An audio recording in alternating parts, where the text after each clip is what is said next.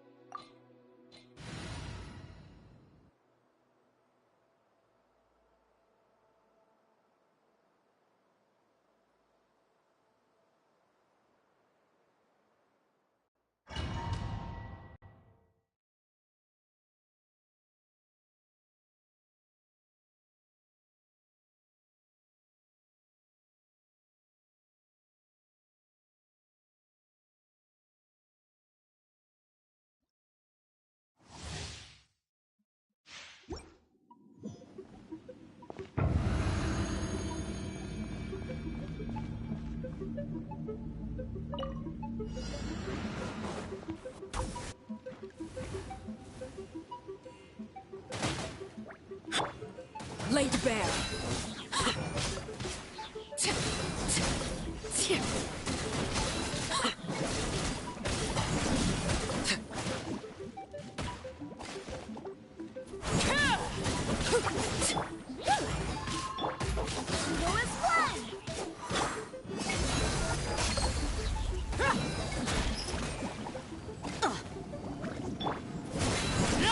Transfixed.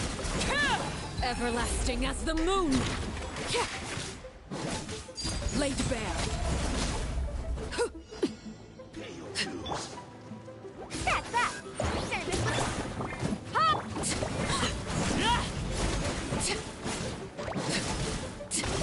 Wind, hear me.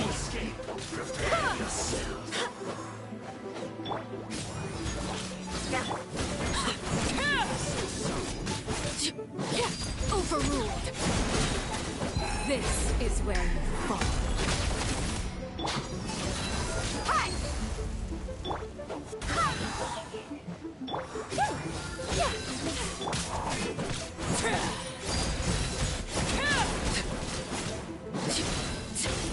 So soon.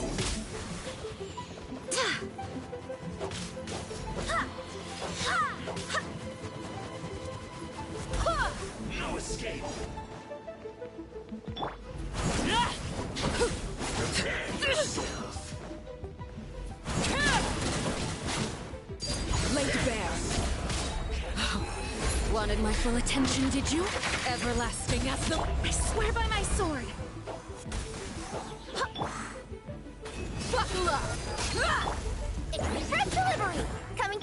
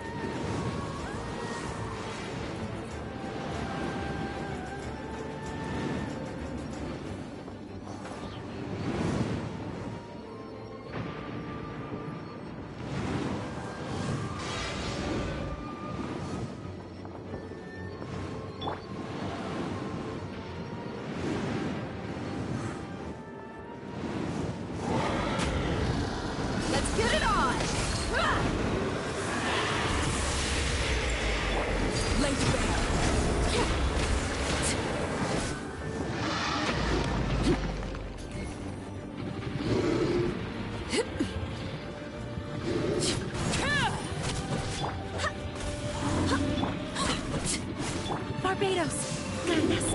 Look alive! Ha!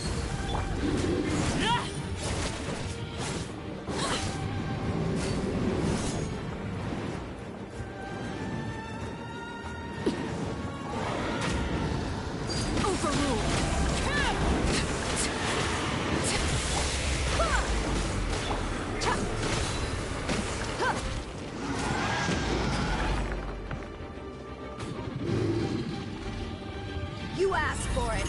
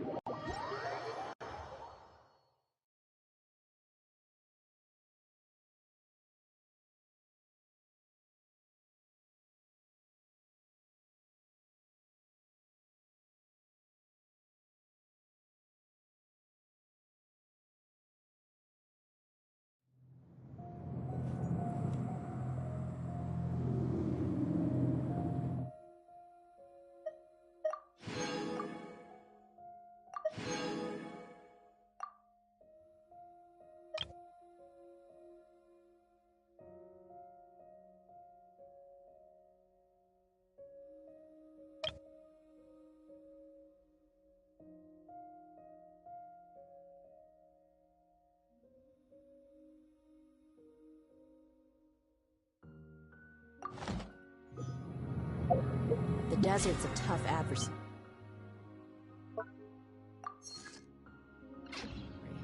But at least it doesn't hide me.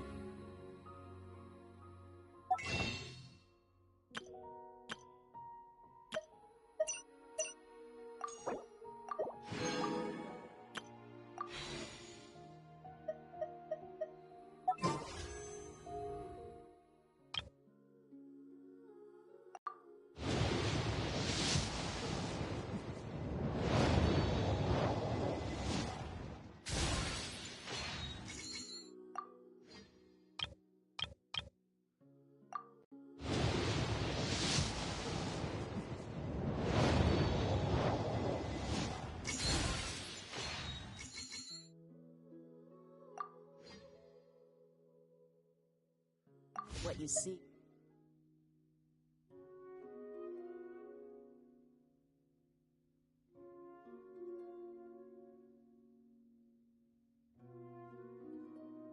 Is what you get, and whether you take on the challenge is entirely up to you.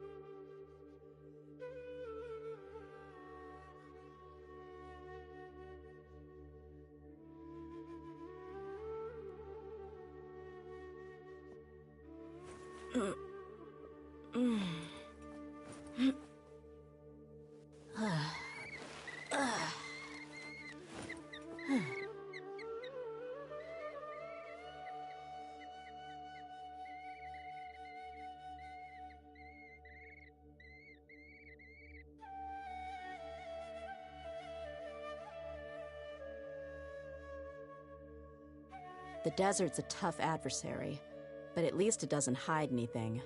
What you see is what you get, and whether you take on the challenge is entirely up to you.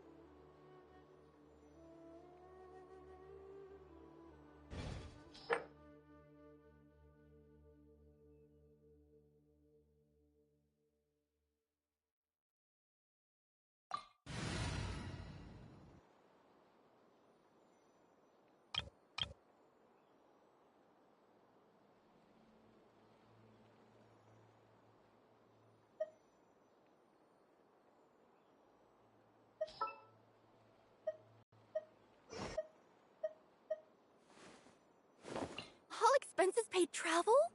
Count me.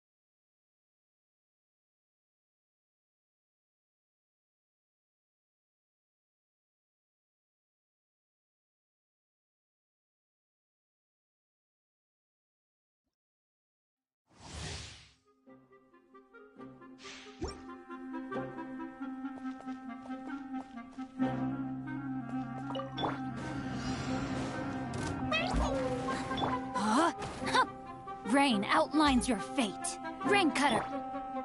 Laid bare.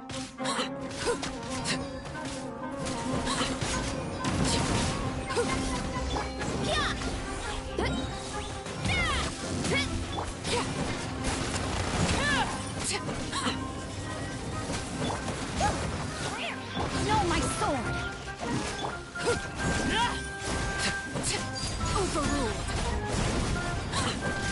Let me weave you a verse.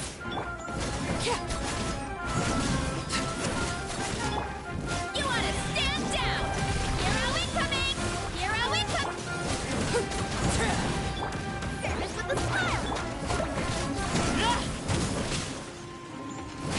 Witness my rise. Laid bare.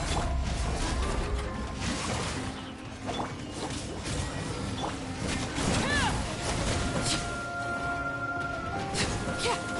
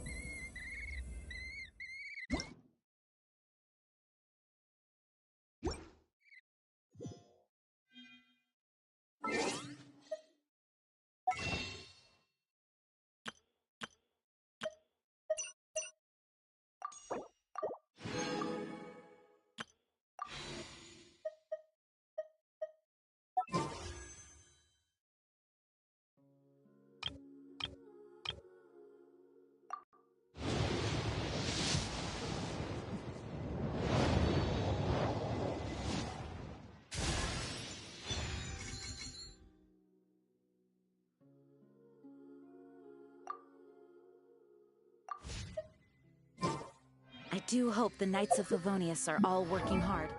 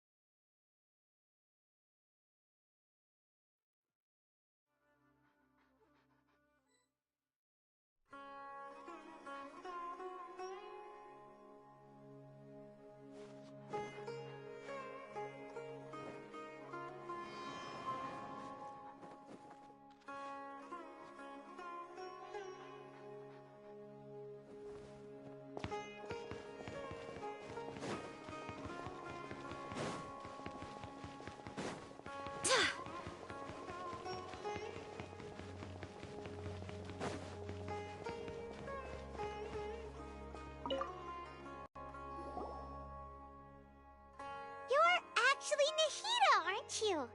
Paimon felt like Catherine was acting weird when we met at the Sub-Zero's festival.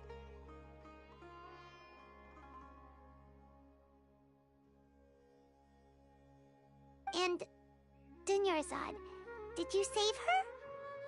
It's a really long story. We shouldn't disturb her. Her consciousness is still weakened. Let's chat somewhere else. How about by the Traveler's favorite bench?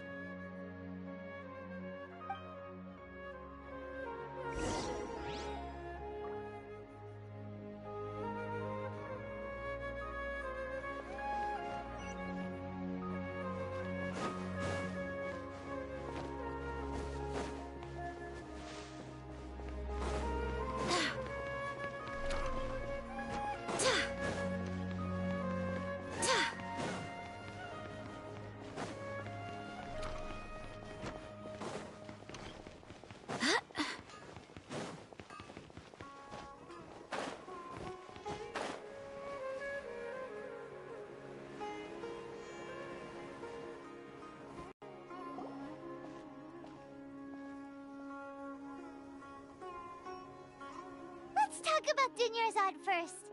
It's such a relief that she's all right. After we parted on the last day of the Sub-Zero's festival, I left the city and saw what the Traveler had described. Among the countless dreams, I found one that was growing fainter and fainter. This proved my suspicion. Once Dunyarzad could no longer bear the Akasha harvesting her dreams, her consciousness began to dissipate. But this also meant it escaped the Akasha's control. Such a small fragment of consciousness can't last for very long, though.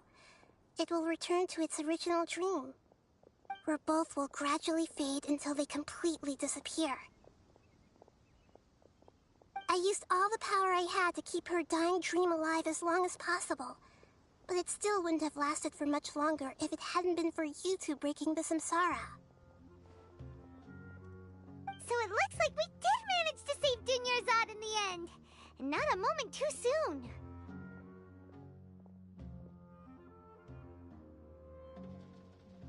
Huh? Why are you two smiling so happily? I thought you'd be so moved that you'd start crying. I need to spend more time observing human emotions. Both are fine. Everyone reacts differently. All right. You two must have a lot of other questions for me, right? After all, you saved my faithful believer. As your reward, I will answer any and all questions.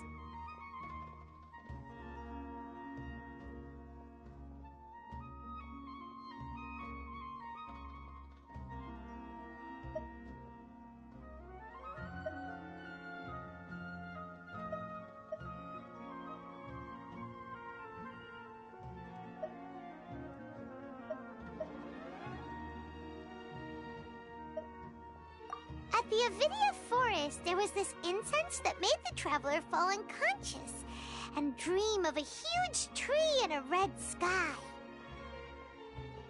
You also heard someone's voice, right? It said world and forget me. Yeah, so you do know! We've been wanting to ask you what that was about, and if the red sky was related to Conria. It seems like the traveler established a connection to Irminsul. That was a message left by Greater Lord Rukkhadevata's residual consciousness in Irminsul. Perhaps her last memory before she died.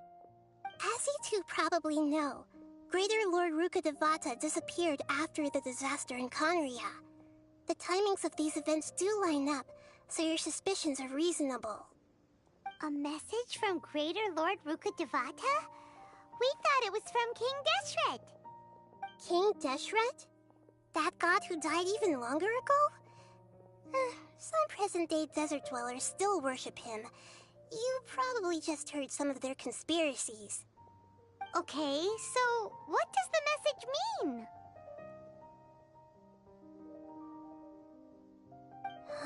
I still haven't managed to decipher it. Even the Akasha isn't currently capable of doing that. Greater Lord Rukkhadevata's residual consciousness in Irminsul seems to be contaminated with something that has a very dangerous aura to it. Many devoted scholars go mad as soon as they connect their consciousness. I've warned the Academia about this many times, but people still keep falling victim to it. But I believe this is the key to saving Irminsul. That's why I've kept trying to decipher it. So the tree in the vision was Irminsul? Oh, Tighnari also said that Irminsul is sick! Is it because of the contaminated consciousness? But even if you can't figure out what that vision was all about, it seems like our search for you was all in vain. The Traveler wasn't affected after coming in contact with that consciousness. I've never seen anyone like that. With you here, we may have a chance at deciphering it. No, we must decipher its secrets. I've already eliminated all other factors that might affect Irminsul. This is the only one left. This puzzle has life and death at stake. It could determine Irminsul's fate, as well as Tevat's.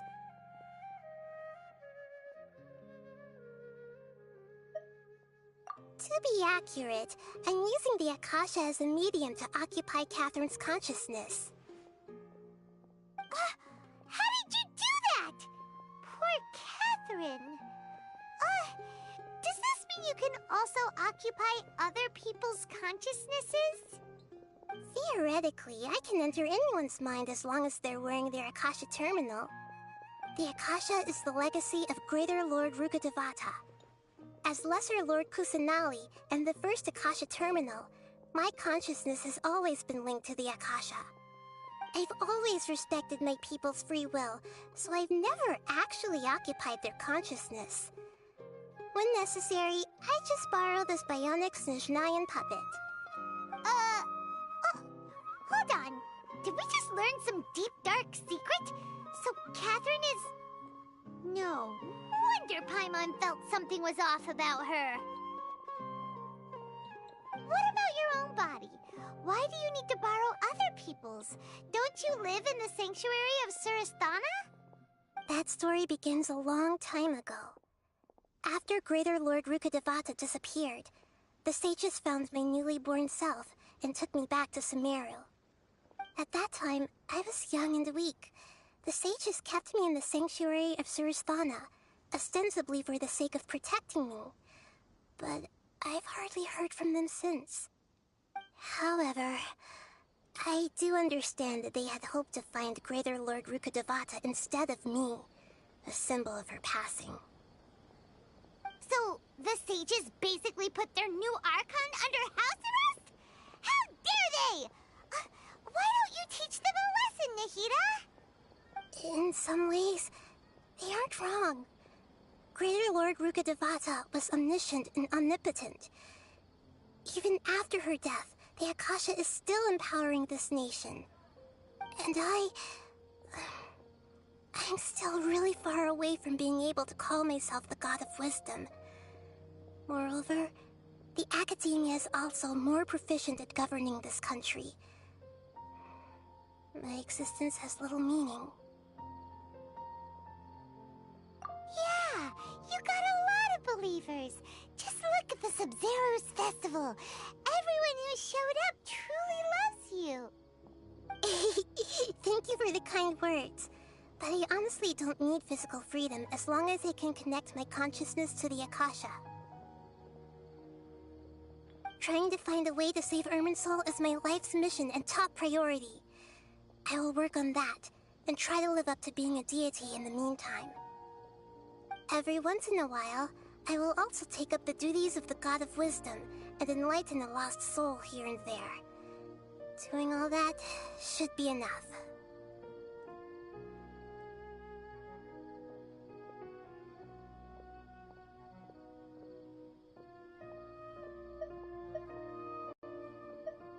You mean how the Akasha stops you from having dreams? Yeah, it's been such a long time. No one's noticed something's up? It's not that no one noticed. It's more like no one cared. Ultimately, it's all rooted in the sage's misdirection. Misdirection? The sages convinced everyone to believe that being unable to dream is a sign of rationality and wisdom. Not dreaming is a badge of honor in Sumeru. Even if the truth is that their dreams are being reaped by the Akasha. With their propaganda in place, the sages can maximize their use of the Akasha to facilitate their research. Besides, Greater Lord Rukkhadevata must have created the Akasha in the hopes that it could be used to its full potential. That's why I've never come out strongly against this. Anyway, the perspective advocated by the sages drowned out any voices of doubt. By now, even those who never use Akasha terminals find it too shameful and embarrassing to talk about their dreams.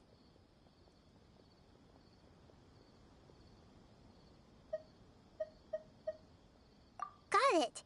I hope my answers were satisfactory, seekers of knowledge.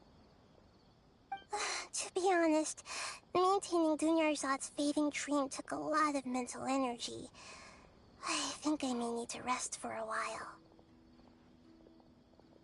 Oh, and you don't need to worry too much about the sage's activities for now. The Akasha won't be able to conduct another project on the scale of the Sub-Zero Samsara in the immediate future. Go and get some sleep. Leave everything to us. What a relief. This is truly the most exhausting birthday I've ever had. Traveler? Paimon? Why am I here? Do either of you know? Maybe you were sleepwalking. You know you can't wake up a sleepwalker. We happened to walk by, so we thought we'd wait for you to wake up. I see. Huh. I should visit my maintenance personnel sometime. Oh, I'm fine. I better go. Thank you.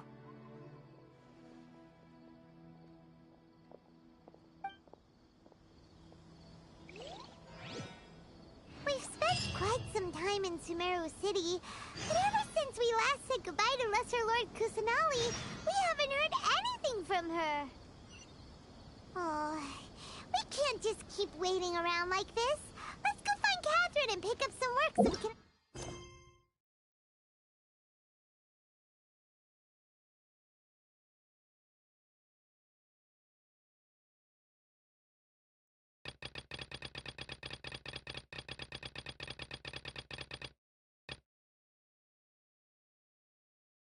At least keep ourselves busy.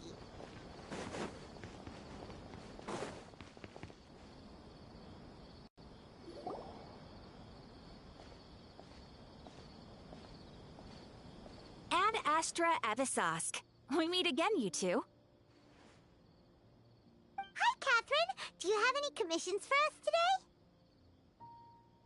Commissions, huh? Let me think. Oh, how about this? Please attend the Academia's Academic Symposium this afternoon and recite a love poem on stage. Wait, say what now? And if possible, please also use your camera to capture the reaction of the audience upon finishing the poem. Huh? What kind of commission is that?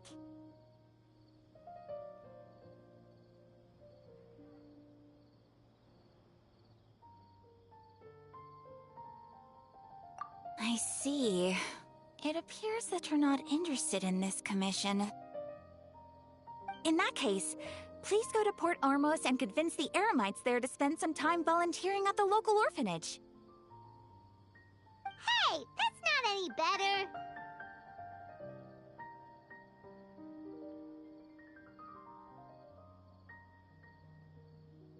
I'm sure the mercenaries will have some interesting reactions as well. Paimon's gotta ask, just who exactly has been submitting these commissions to the Adventurers Guild? Oh, the commissioner? Well, actually, I just wanted to see the two of you in action.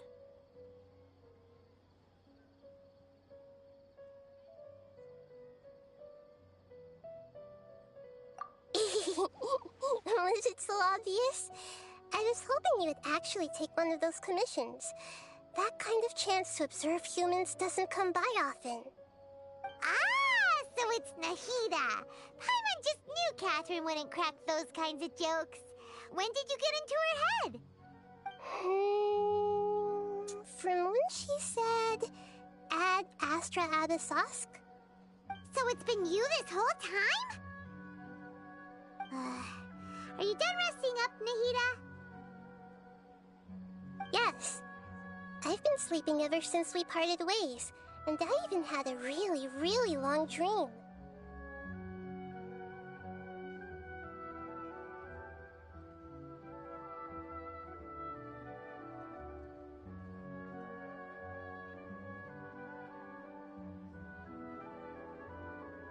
It was another dream about the Sub-Zero's festival, except it was a happy one. In my dream, I was sitting in the middle of a flower terrace, and everyone in Sumeru City was holding hands as they danced in circles around me. They danced round and round, and everyone looked really happy. I also got to sit on a gigantic flower carriage. Ferris, the Knight of Flowers, raised me really, really high above the ground, and I was throwing an endless amount of Yalda candies at the children. You know, Nahida, maybe your dream is how the Sub-Zero's festival really should be. It's meant to be a joyous time where everyone gets together to celebrate your birthday.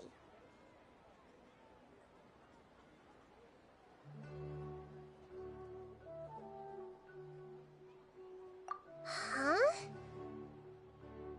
Wasn't I describing a really happy dream? Why are you both looking at me like that? Wait, could this be an example of the emotion known as pity? No, we aren't pitying you. That would only make everything worse. We just don't want you to feel too sad. By the way, have you had a chance to visit Dunyarzad? How's she doing? The Homianis haven't allowed any visitors after the festival, so we haven't been able to check on her. Yes, I paid her a visit right after I woke up. She was resting at the time. Her condition is stabilized. However, since Elazar is a manifestation of the withering on the human body, we can only cure it by finding a way to take care of Irminsul's own withering. But for the moment, our top focus should still be figuring out what the sages are up to and what they're planning. Right. Who knows what'll happen if they manage to pull off another scheme like the Samsara of the Sub-Zero's festival? So our first priority should be investigating and putting a stop to the sages' activities. As for how we should pull that off, let's discuss it somewhere else. There are too many adventurers around here. Oh, good point. Sorry, adventurers. We're gonna be borrowing Catherine for a little while.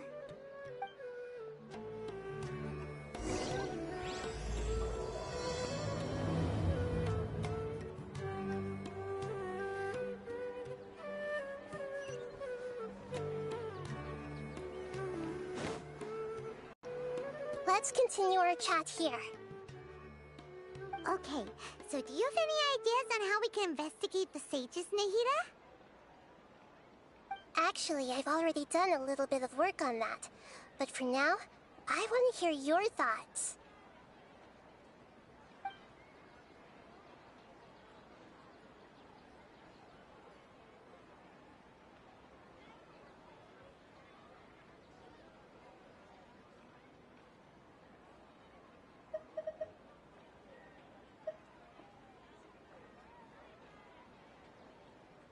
We're in the dark as of now.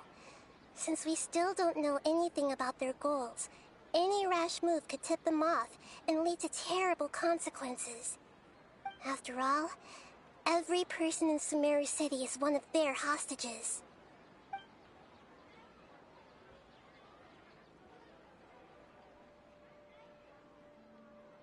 I've already tried that, but all the key members of the Academia, even the core of 30 guards, intentionally avoid wearing their Akasha terminals. It seems that from the very beginning, they've been guarding against info leaks from the Akasha. Of course, it could also be because they're wary of me. Have you already caught the sage's attention? I'm guessing not yet, but distrusting me would make perfect sense if they've ever paid attention to the urban legends about me. In any case, I probably can't take over their minds directly.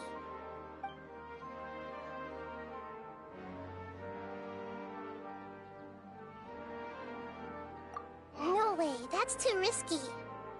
You mean it'd be too easy to get caught? No, it's not that. We shouldn't involve innocent students in this.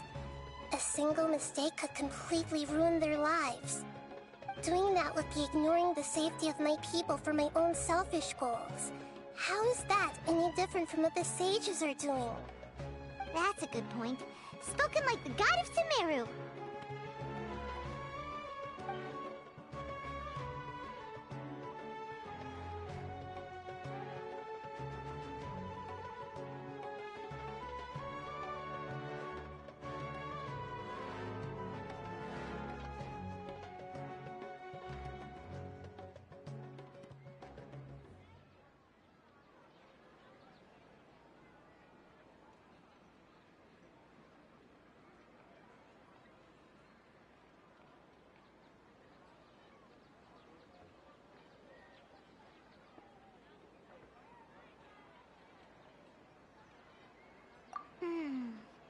Are we really out of ideas? Nahida, you're super smart, so you already have something in mind, right? Don't keep us in suspense. Spill the beans already. According to a popular theory from the Vahumana Darshan of the Academia, rejecting impractical motions at the beginning of a planning session will give more weight to the actual proposal. Okay, but aren't you the god of wisdom? You don't have to use that kind of gimmick to make us take your ideas seriously. Well, I've been thinking that if I can't directly possess the leaders, and if I can't get ordinary people involved, then I should find someone who's already involved, but hasn't decided to side with the sages. You're saying we should recruit a spy? That does sound like it could work. Oh, before coming back, we met someone named Alhaitham. He seems like he acts alone, and he likes doing stuff behind the Academia's back. They probably aren't in cahoots. Actually, I already have someone in mind. Do you still remember that female scholar named Setaria? Setaria. Paimon remembers now. Isn't she the one who's always trailing behind the Grand Sage of the Academia? We ran into her basically every time the Sub-Zero's festival repeated itself. You could even say we're old enemies by now.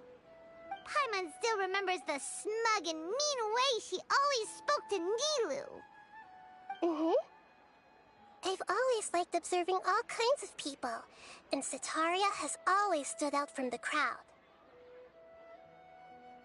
She was born in the desert and was hailed as their greatest genius. Her academic gifts allowed her special admission into the Academia, and also gave her the opportunity to serve as the sage's assistant. Oh, Paimon didn't know she was from the desert. She must be pretty special then. Paimon feels like most of the desert dwellers around the city are working as mercenaries. The name Sitaria means star. When she lived in the desert, she shone like the brightest star in the night sky. Later on, she was chosen by the sun. The star was given a place in the daytime sky to complement the sun's dazzling light.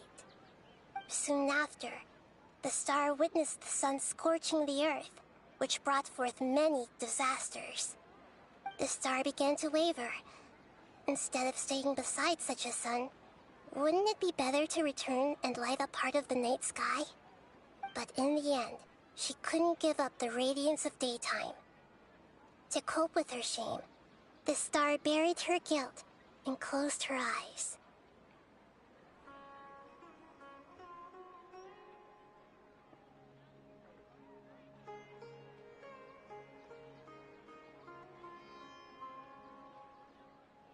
From the sound of it, Sitaria's just hung up on the research opportunities here.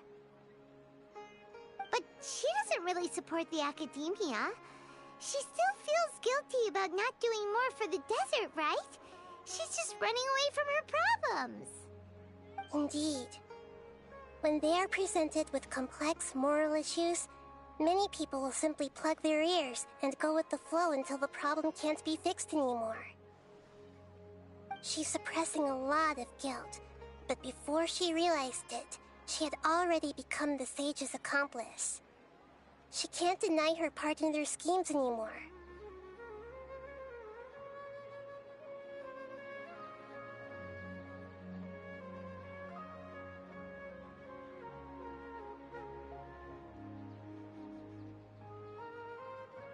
Right. We must somehow make her face her problems again. That way, not only can we get useful intel from her, but she can also use it as an opportunity to redeem herself. From my past observations, Sitaria will take a day off from the academia every 10 days to do some shopping in the city. Tomorrow afternoon just happens to be a shopping day for her.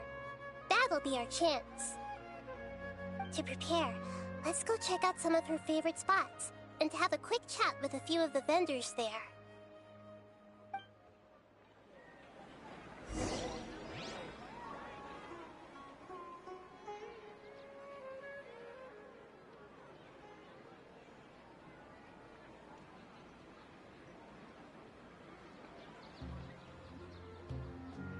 I do hope the Knights of Favonius are all working hard.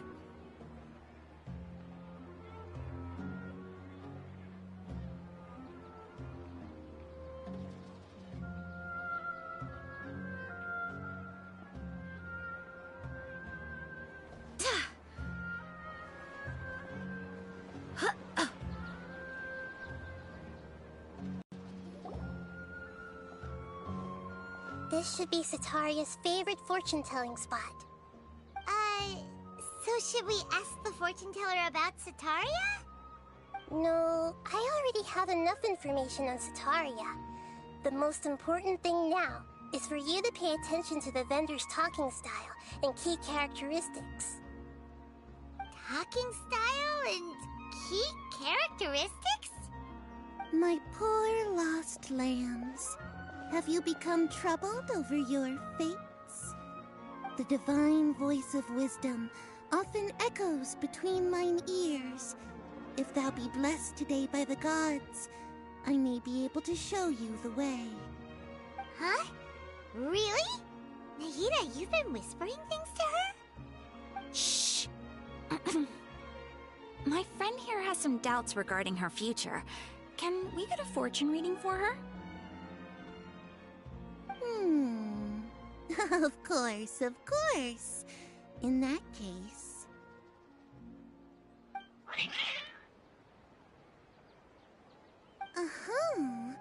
It would seem that Harut and Marut are quite wary of you. Perhaps, at some time in the past, you have somehow offended the gods. Only only mocking the god of Animo, questioning the Lord of Geo's financial savviness, and brawling with the god of Electro. Do those count? Hmm? Oh, nothing. Go on, pick an aspect for her to divine.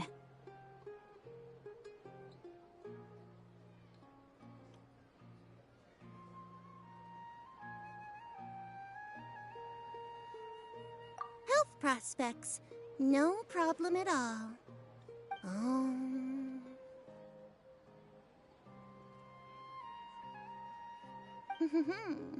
The gods have spoken. The truth shall be revealed. Your life shall continue on for... Huh? Many tens of thousands of years? Impossible. Harut, Marut, did you two spoil my divination? I've never read a fortune so absurd.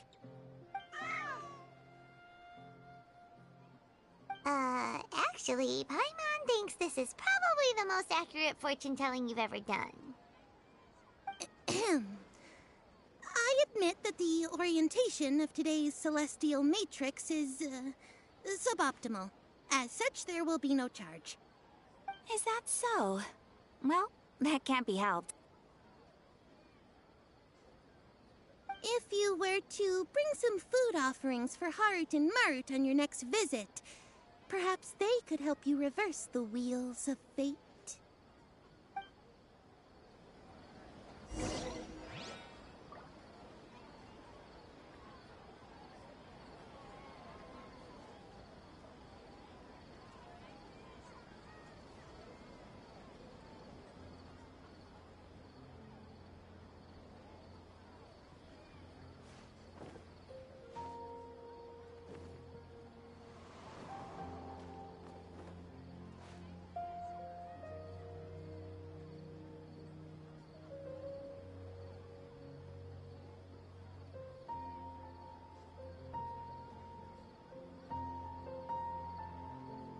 Onwards. We have work to do.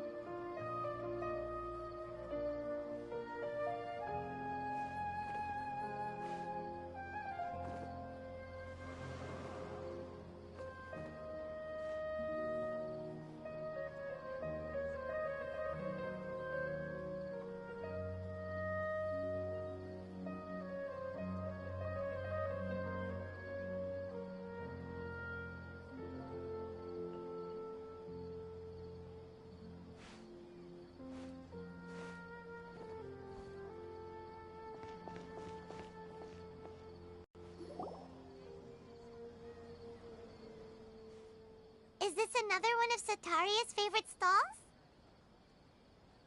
Yep. It belongs to a king. His father helped Sataria a lot when she first moved to Samari City, so she still comes by whenever she has time. When I start talking with him, listen carefully to the details of our conversation. Ah, dear customers. Would you like to look at some pottery? We caught wind of your great craftsmanship, so we specifically came to take a look. Oh, I recognize you. Aren't you Miss Catherine from the Adventurers Guild? Sounds like I'm in for some big business. Speaking of, where did you learn this trade? I suppose you could say it all started with my dad. He's a mason by trade, but I picked up an interest in clay while apprenticing for him. After that, I began making pottery by myself in secret. And I simply changed trades when my works turned out well. Although it's a pity that I'm no longer making much use of the knowledge provided to me by the Akasha. That's nice. You're making a living doing something you love. So is your father still working as a mason? Oh no, not anymore. A few years back, he fell from a roof and broke his leg. Since he had already saved enough Mora over all these years, he's just enjoying the retired life in Port Ormos nowadays. I see. We wish him peace and happiness in his retirement. I'll have someone in charge of logistics at the guild come by another day for some goods. We'll leave you to it. Take care now. No problem. Rest easy, all our goods are sure to meet your every need.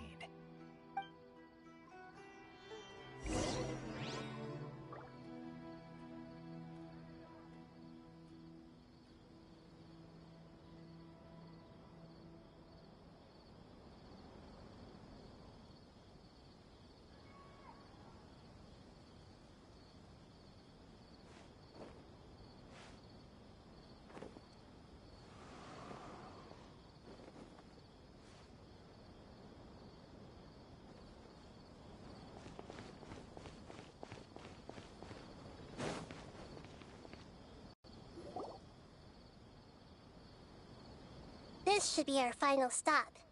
Sitaria's always thinking of this restaurant when she's working at the academia, so she always comes by whenever she's out in the city. Nahida, you've really thought of everything. It's my duty to protect Sumeru's citizens, after all. Hi there. I feel like I've seen you down by the docks before. Huh? Sorry, I don't quite remember. If I recall, you were having a discussion with someone about shipbuilding at the time. Ah, that's right! I've always been really interested in feats of marine engineering. After all, I grew up in Liyue Harbor and spent my entire childhood staring at the ships going in and out of the port. I came to Sumeru to study, but failed to make it into the academia due to my lack of talent. But I'm still discussing all kinds of problems with different scholars, and I'm continuing to study and perform research from the restaurant's basement. I'm sure I'll get into the academia after their next round of exams. What an admirable spirit for learning! Amazing! Sure, but you'll find hardworking people wherever you go. So this restaurant has a basement as well? Huh. First I've heard of it. That's right. It's not usually open to patrons. Most of the time, employees use it for breaks or to hold private events. I see. Guess that makes sense. Well, good luck with your studies, Miss Chishan. Thank you so much. As long as I can make it into the academia as an official student, I'll be happy.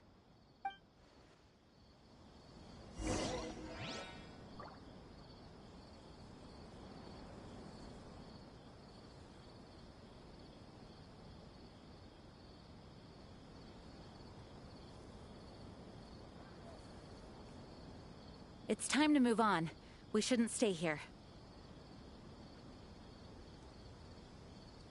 Makes me laugh every time.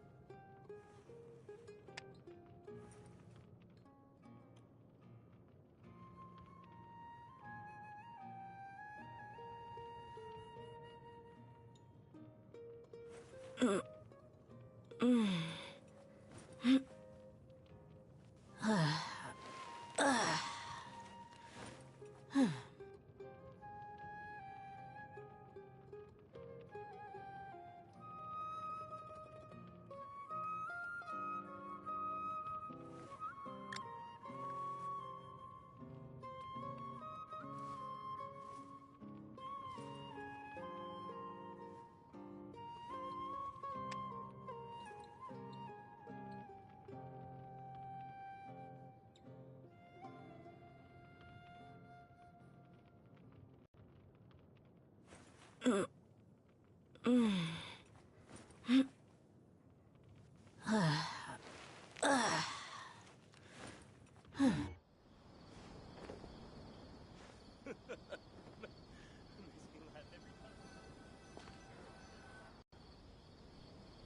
was that everybody? Mm-hmm. 3 familiar faces should be enough for Sataria. What's the point of all the information we've collected? Nahida, you still haven't told us how you're planning to make Sataria face her problems. Sataria is already used to avoiding her problems, so we must find a way to break through her usual sensibilities. I remember you mentioned that the Eremites in Port Ormuz are all making a fuss about the upcoming resurrection of King Deshret. Although it's all just a boatload of nonsense, the faith of her homeland may turn out to be Sataria's soft spot. Oh, Paimon gets it now!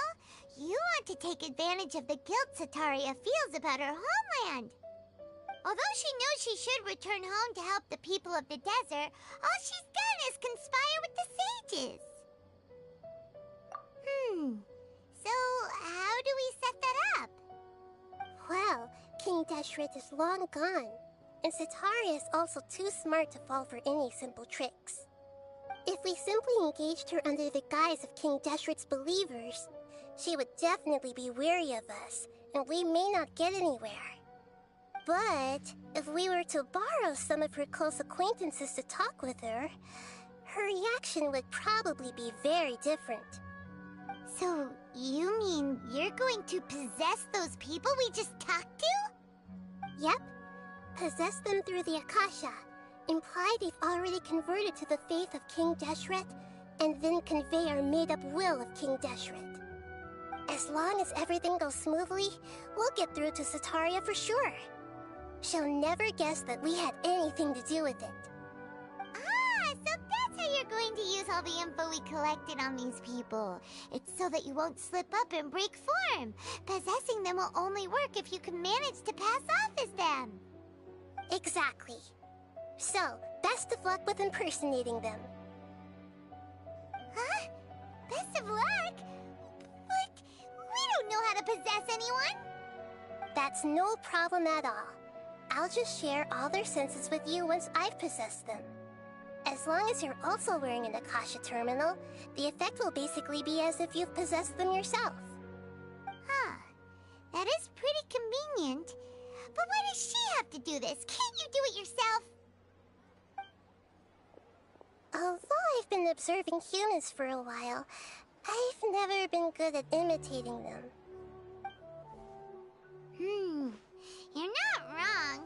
It's always been painfully obvious whenever you try to pass as Catherine. If it was at all possible, I would have preferred to leave these people alone. But seeing how things are now, I probably should just accept it and push on. Yeah, don't beat yourself up over it. We're only doing this to help everyone, and we'll only be borrowing them for a little while anyway. Alright, then let's give it a go tomorrow afternoon.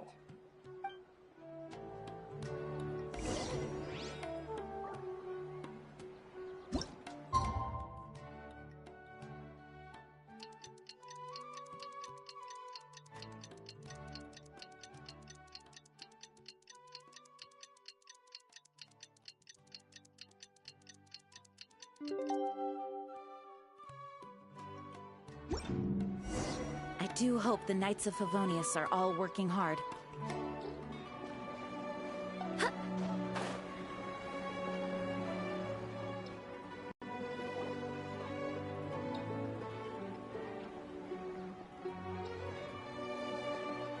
Oh, here she comes. Sataria's here. Let's quietly follow her. Once she starts talking to her acquaintances, we'll find a safe spot to begin possessing them.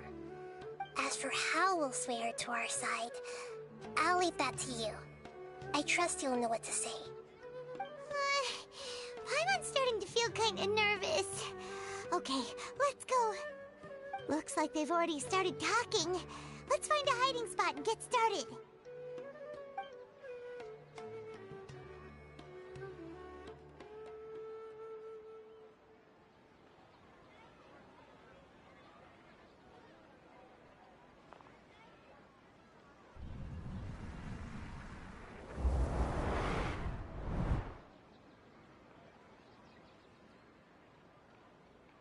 That's right. You really can't force anything when it comes to love. And besides, everyone around me has a very different background and outlook. Are you still listening to me, Nabia? Oh, of course I'm listening. You were talking about troubles with your love life, right? I heard everything you said. Okay then. You just seemed a little distracted for a moment there. Strange. Your cats seem pretty worked up. Is something wrong? I always thought they were quiet, happy kitties. Oh, what are their names again?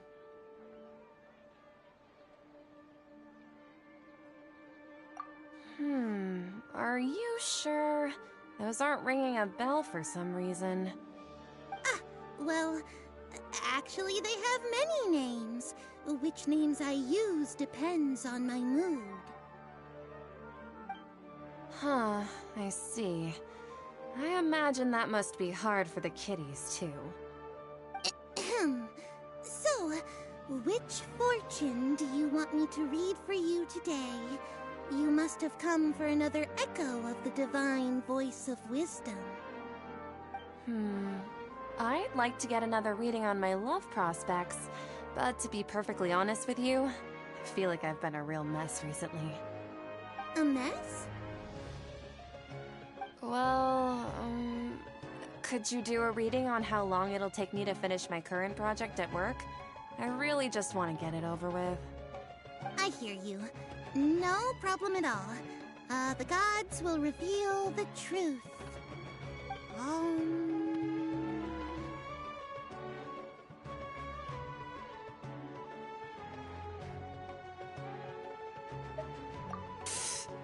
Sorry, your new laugh is just so hilarious. I couldn't help it.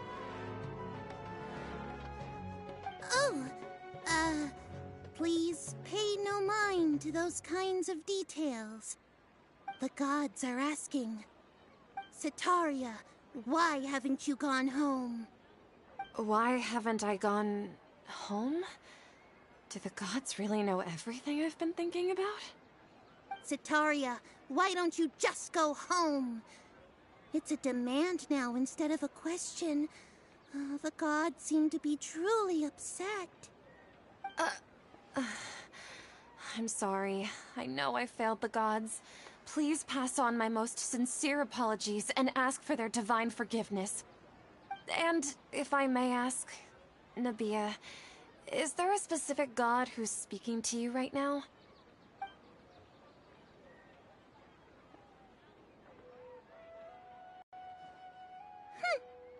What an inconsiderate and naive question. The god who is speaking to me is, of course, the wisest and mightiest of all, King Deshret. King Deshret?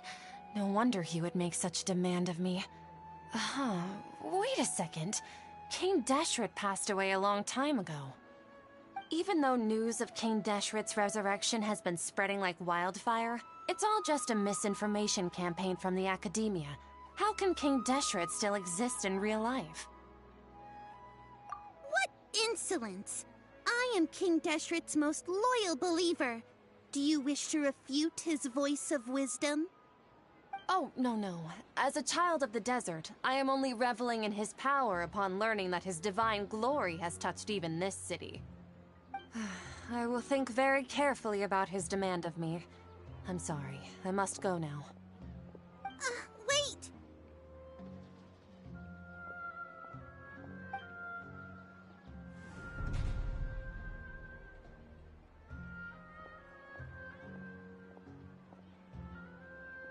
Whoa!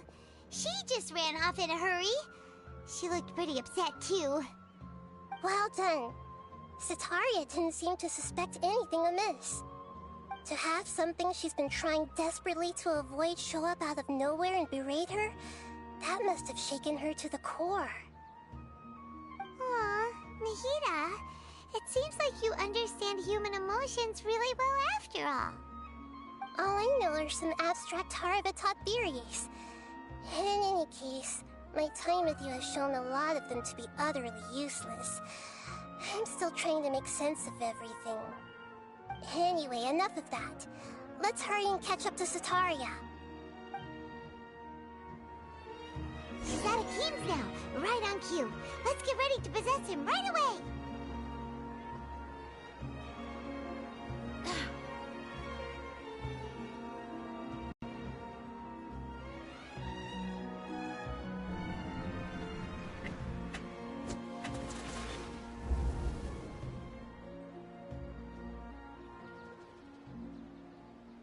It's okay.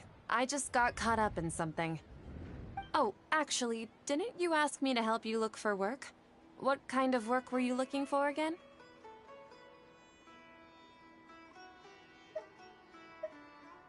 Gardening? But don't you hate everything to do with plants? I still remember getting mad at you for secretly throwing away the bonsai that I gave you as a present. You see, a friend told me that the secret to self-improvement is to work on things you're not so good at. Fair enough. I didn't think that was something you would consider. Speaking of, how's he doing? Is he feeling any better? Oh, that's good to hear. I have been thinking a lot about him. If I could get some more time off, I'd love to pay him a visit. Actually, while we're talking about him, is he still living in Port Ormos? Yeah, he's been retired there for a while. If you could find the time, please write him a letter. Let him know that recently, faith in King Deshret has taken root in Port Ormos and has begun to spread across Sumeru. He has a quick temper and has always been a devout follower of the Dendro Archon. I don't want him to get into a fight with those King Deshret believers because of a difference in beliefs. Oh? So, who are you siding with in all of this? The Academia or King Deshret? I'm so jealous of you. You were born a child of the desert, yet you chose to betray King Deshret, and now you spend all your time with those crooks from the Academia. Akeem, you don't mean... you've also become a believer of King Deshret? What's so strange about becoming a believer of the wise King Deshret? In fact, aren't you the strange one? The one who still can't pick a side? Can't pick a side? Me? Whoa! Paimon had no idea you'd be so good at this.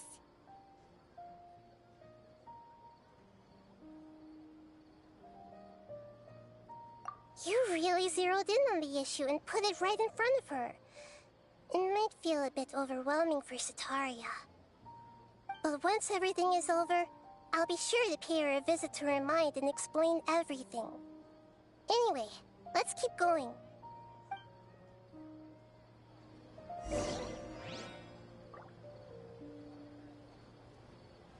Come on! Sataria's already started talking with Shishan!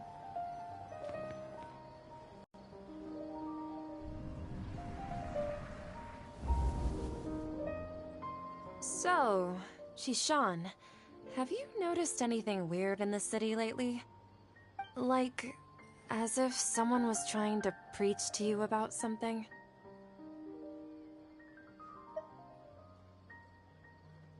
Wait, did you just say attic? I thought this place didn't have an attic. Also, don't you usually study in the basement? Well, the restaurant recently added an attic. I've been studying there because it has better lighting. Oh, right. Speaking of strange things, I celebrated the Sub-Zerus festival so many times that I lost count. That was really weird. Wait, how could you be aware of that? That should be impossible. Nothing in the report indicated anything like that. Are you still failing to realize that the Academia's lowly tricks could never deceive all of Sumeru's citizens? Geshin, don't tell me that you've converted to King Deshret as well! What an absurd question. You make it sound like I should be ashamed for becoming a believer of King Deshret. In reality, shouldn't you be the one who is ashamed? You, who worked side by side with the academia and treated people as nothing more than experimental subjects. Please, please stop! Even now, Satari is still trying to run from her problems. She can no longer justify everything to herself. Hey, she's trying to talk to the guards! What should we do? This is the most important part of all. Quick, get ready. Mercenary, you're a member of the Corps of 30, correct? Please help me pass a message to the Matcha right away. The situation in the city is getting out of control. Please, try to remain calm, miss. Tell me what's happening in the city. Heretics are infiltrating the city, and they've already converted many residents to their side. Heretics? What kind of heresy are you talking about? King Deshret! Many people I know have suddenly started believing in him, but he's long dead. It's impossible. Miss Sataria, nothing is impossible. You know my name? King Deshret is immortal, and all who defy him will one day pay the price. You must face the truth, Sataria. You tread a treacherous path, and the longer you ignore it, the tighter the Academia's grasp on you will become, and the deeper you will be ensnared. Child of King Deshret, never forget that the desert that belongs to you lies elsewhere. What's so strange about becoming a believer of the wise King Deshret? In fact, aren't you the strange one? The one who still can't pick a side? What an absurd question. You make it sound like I should be ashamed for becoming a believer of King Deshret. Sataria, why haven't you gone home?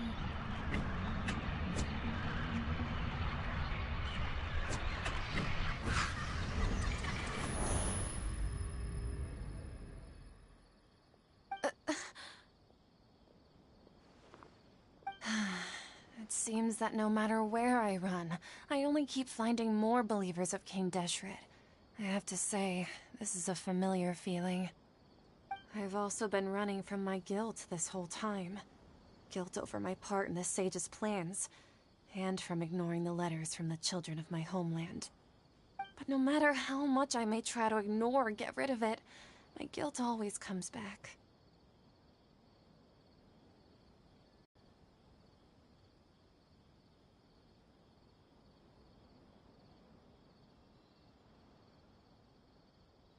You won't necessarily lose your research opportunities by facing the truth. Besides, did you really want to conduct your research while carrying such heavy feelings of guilt? How do you know me so well? Are you truly just a believer of King Deshret? Or are you the god himself? That's not important. The important thing is to pass judgment on the Academia and its sages, and to correct their mistakes. If you could provide some assistance in this matter, perhaps it could serve as a form of atonement. I've actually never believed in the gods, but I've always believed in serendipity. Your appearance must be a fated opportunity for me to get out of this wretched situation. Please tell me, what can I do for you?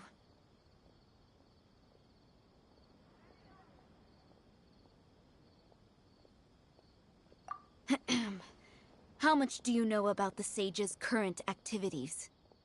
I was just one of the designers for the massed dream harvest scheme, which is what happened around the Sub-Zeru's festival. But I know very little about the full scope of the overall project. I'd assume that only staff with the highest clearance would have access to those confidential documents. I've just been working to meet the Grand Sage's specified requirements. However, there's something that's been really bothering me. I heard that a scholar who was previously expelled has returned to the city, and even the sages are still quite wary of him. To fight against the Academia, we will need to figure out the nature and the purpose of their work. Is there a way for us to get access to the confidential documents you mentioned? It should be possible if we're willing to take some risks.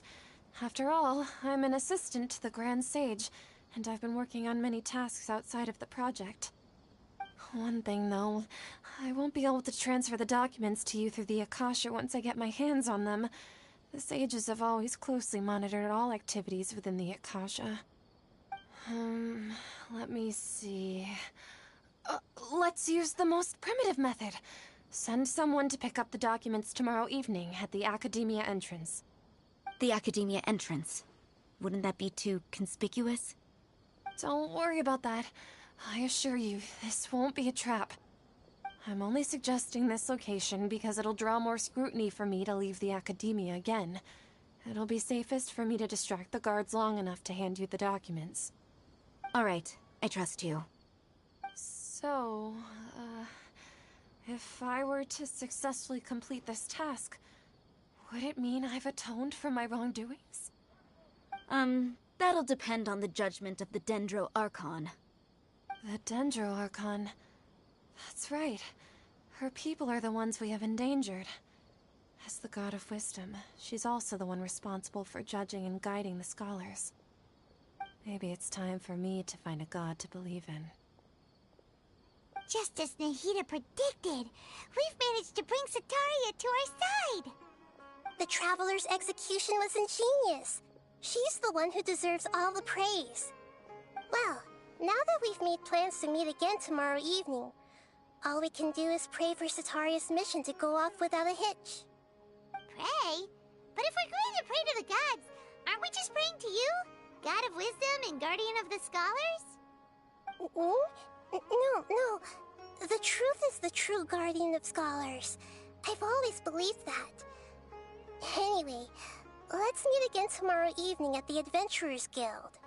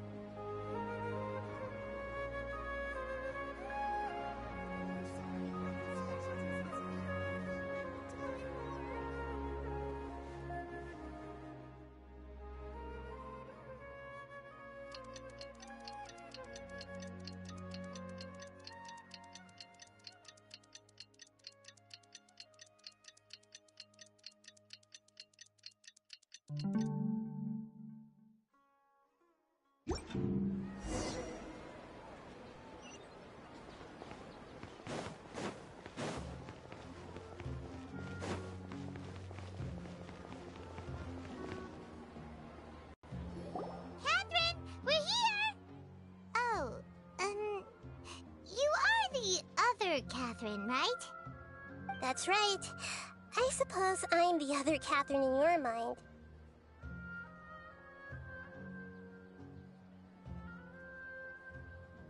Shh!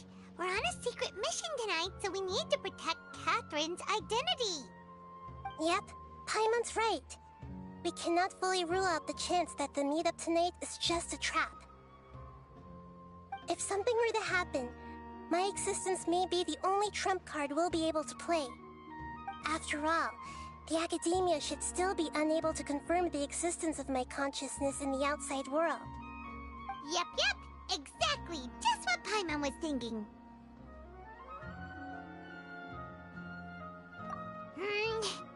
Anyway, enough about that.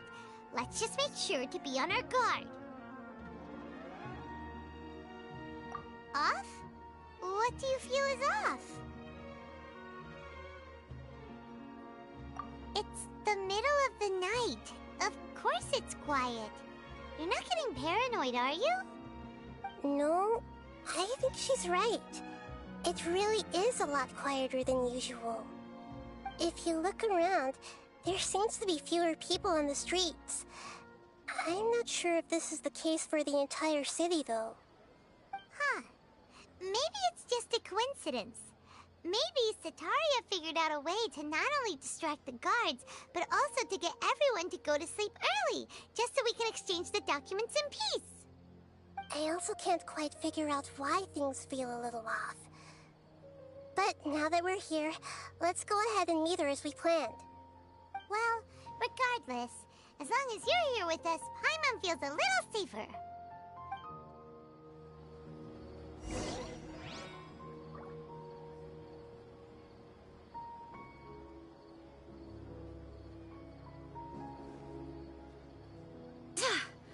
Huh. There really aren't many people out right now. Let's hope it'll be this quiet in front of the academia, and that Setaria managed to distract all the guards.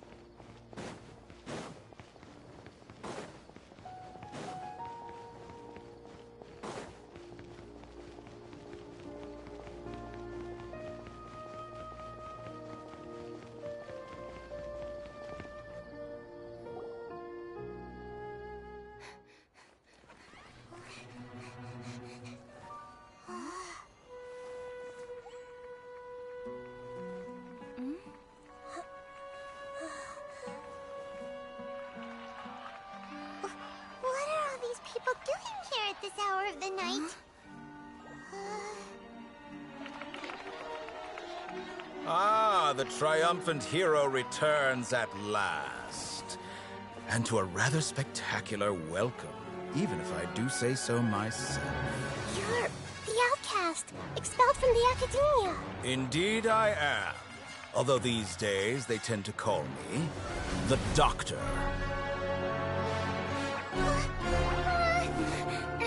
If you're looking for your researcher friend, she has already been taken into confinement. With some basic caution, she could have discovered the listening device on her person. Clearly, she lacks the degree of rigor expected of a true scholar.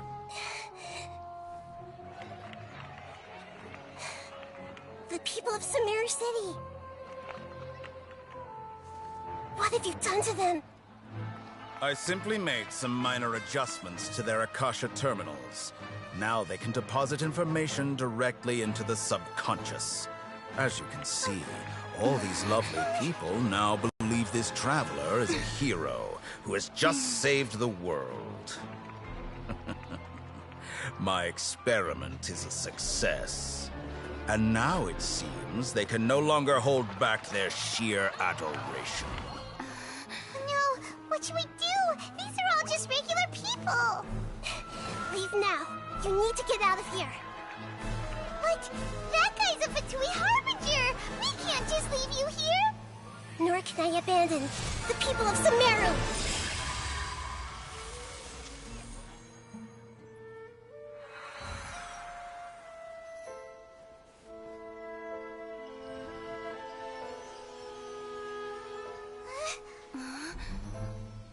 Don't worry.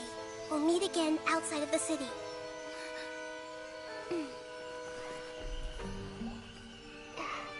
I see. You appear to have overridden their mental faculties with your own consciousness. To possess such a powerful mind, you must be the God of Wisdom.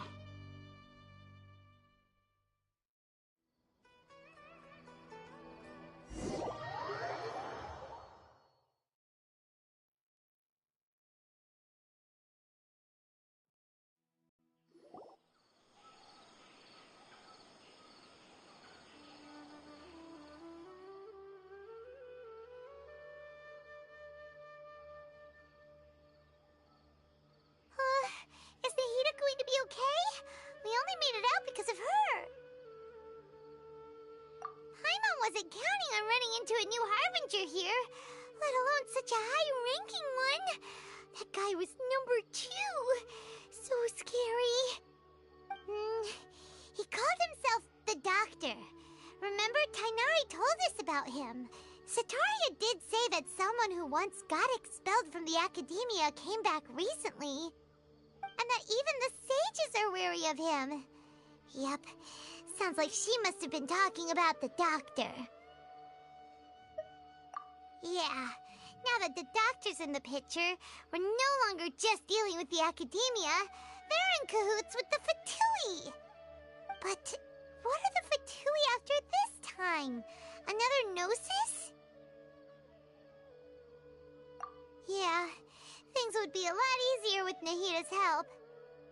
Nahida said we'll meet again outside of the city. But we can't just keep waiting around, right? You mean... Oh, right! Wasn't he invited by the sages to work on some project when we were staying with him in the Vidia forest? That has to be the same project! Even though he turned it down at the time, he might still know something. There's no time to lose. Let's go to Gandharvaville.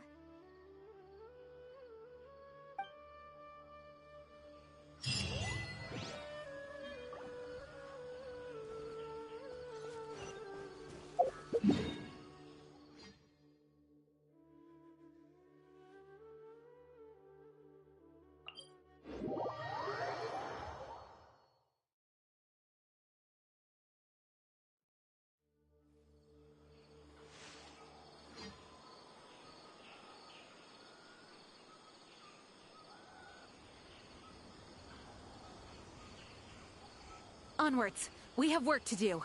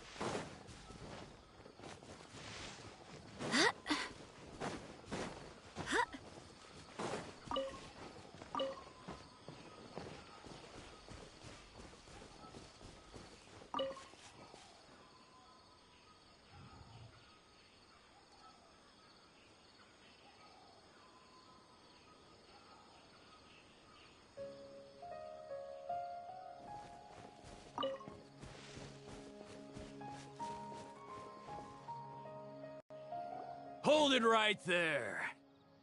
A blonde-haired traveler and a floating fairy. We've got you all right. Take a look around. You've fallen right into our trap. Are you mercenaries from the Corps of 30? Did you come here to arrest us? Corps of 30? We're nothing like those government lapdogs who don't even get scraps for their work. We are an elite brigade that commands the highest commission rate in all of Sumeru. We're here on the orders of a client known only as the Outcast. The Outcast? An outcast from the Academia?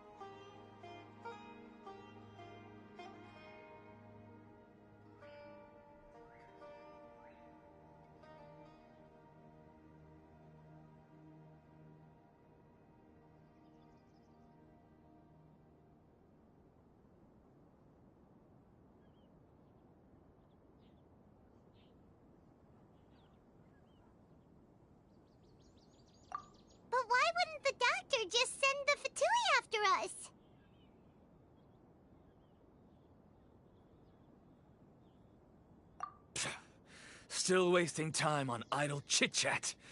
We'll shut you up soon enough. Get them! You're up, Traveler! Following order. A new punching bag. Let's get it on! Transfixed!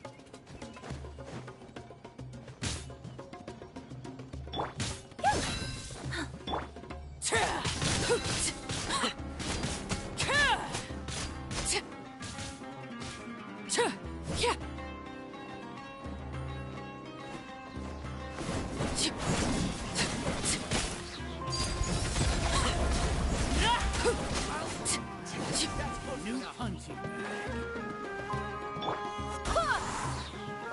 Look alive!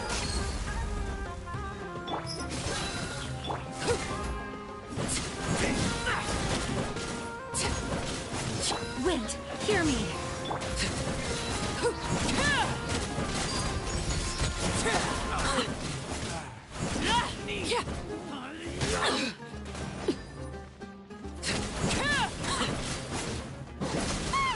It isn't over yet! Here comes reinforcements!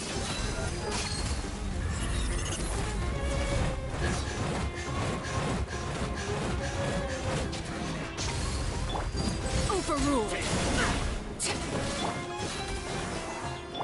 Scratch that! Service with the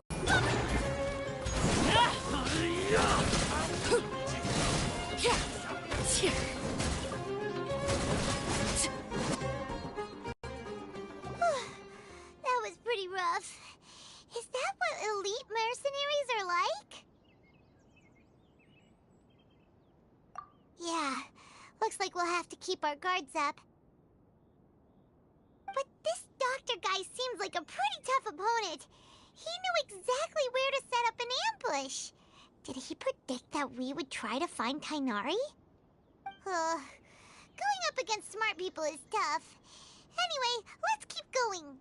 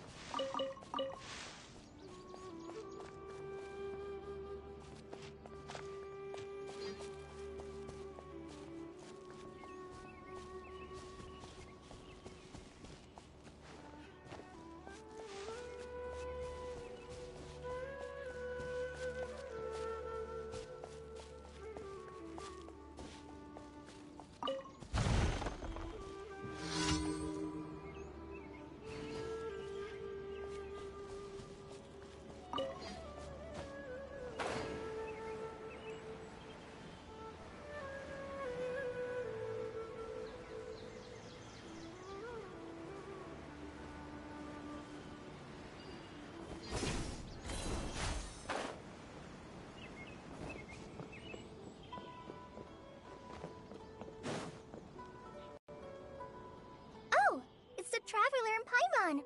What are you two doing back here? Kale! It's nice to see you again! Are you doing alright? To be honest, I'm not doing too well. My Elazar has been progressing at a faster rate lately. I'm finding it harder to complete more intricate tasks. As a result, Master Tainari is taking me off the patrol schedule. He will only allow me to stay here and coordinate other people's tasks. Oh, Kale. Speaking of Tainari, did he go off on patrol? We're here to talk to him. Oh, Master Tainari? He just left the Avidia Forest a little while ago. He was headed to Party's DI. He left? But isn't Tainari always saying that he never wants to leave the Avidia Forest? He even turned down the Sage's invitation. I thought it was weird too. Master Tainari always prioritizes his work as a Forest Watcher above everything. He almost never leaves his post. He left in a hurry this time, though. No, I only found out that he left through a message he left behind. He also made sure to delegate all his tasks using a schedule. To leave in such a hurry? I'd guess he had something urgent to take care of. Master Tainari originally studied in the Immorta Darshan of the Academia, and Pardis Dhi is something like the Immorta's research base. Many rare shrubs and grasses have been planted there for research. I know that before he became a forest watcher, Master Tainari once spent a long time conducting research at Pardis Dhi. A research base, huh? Gotta wonder what kind of research Tainari just decided to work on all of a sudden. Oh, we don't have a lot of time, so let's go look for him at Pardis Dhi.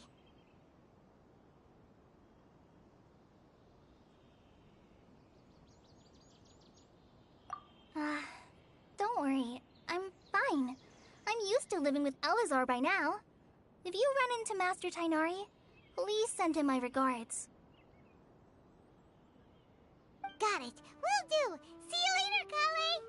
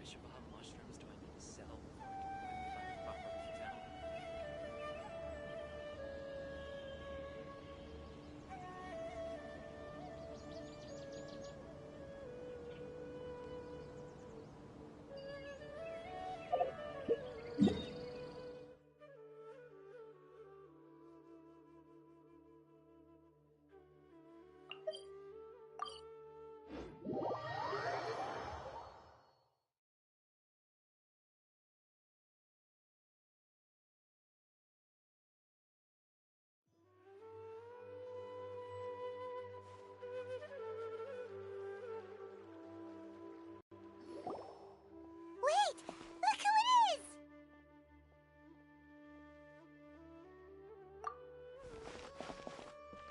Thank goodness you're okay. We were so worried about you. Hey! This was supposed to be a touching reunion, but you're ruining the moment! Actually, it's very smart of the Traveler to be wary of me right now. After all, the Doctor has shown that his technology can apparently even control human minds. Plus, it's not like you could have known what happened after we split up and I was facing the Doctor by myself. Even a pool of stagnant water after a torrential storm can occasionally pass as a patch of sky. Paimon feels like only the real Nahida could come up with such an obscure analogy.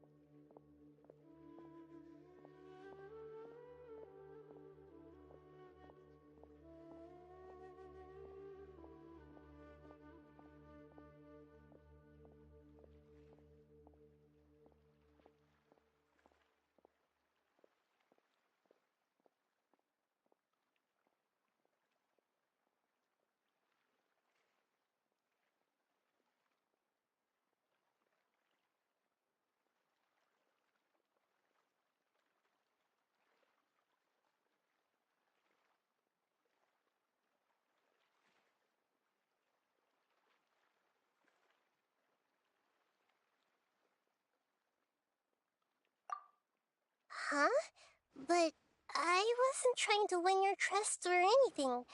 All I wanted was to clarify my point. Well, we understand that point now.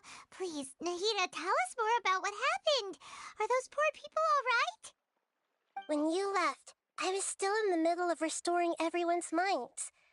Thankfully, when the doctor mentioned depositing information into the subconscious, he didn't mean engraving information into their minds. Instead, he did something closer to creating hallucinations. That was still within my power to fix. Luckily, I managed to finish my restorations and mind jump away from him just as he was about to capture me. Whew. What a relief. The doctor sure pulled out some hidden cards, but good thing we had Nahida with us. I wouldn't be relieved just yet. I gave away my true identity when I restored everyone's minds, which means we've lost another one of our trump cards. Also, the doctor is already an expert at modifying Akasha terminals. Maybe it's only a matter of time until he captures my consciousness inside the Akasha.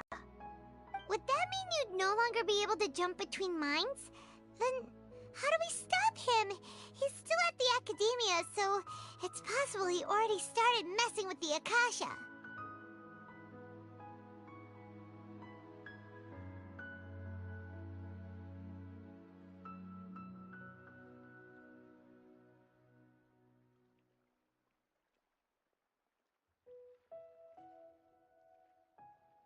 Ugh, it feels like he's toying with us. What a nasty piece of work. Plus, the doctor's combat ability alone is apparently enough to make him worthy of being number 2 of the Fatui. We shouldn't give up hope just yet. Let's try to find another way to attack this problem. Actually, Nahida, how did you know we were trying to get to Party's Di? Have you been waiting for us? Yes, I have. I can see the Traveler's elemental energy, so I deduced your destination by looking at the direction you were moving in. You didn't come here for sightseeing, right? Did you find any leads? We're looking for a scholar we know. His name is Tainari, and the sages once tried to reach out to him. Why don't you come inside with us and see what we can find? Okay, let's just hope we won't get him into trouble.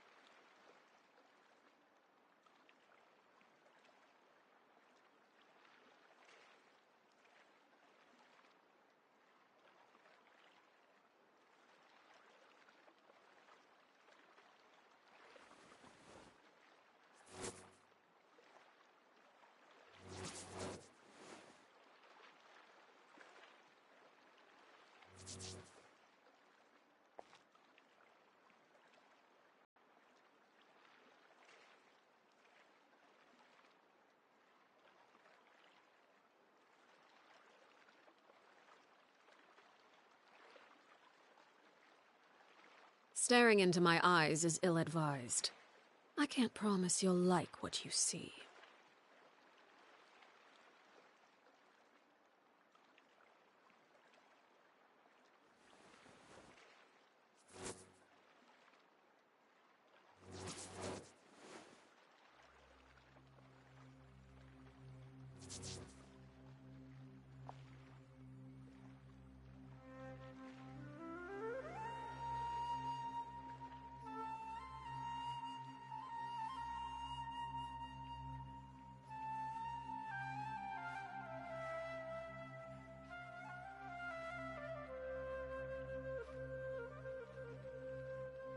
What could the children be up to? Never mind. Let them do as they please.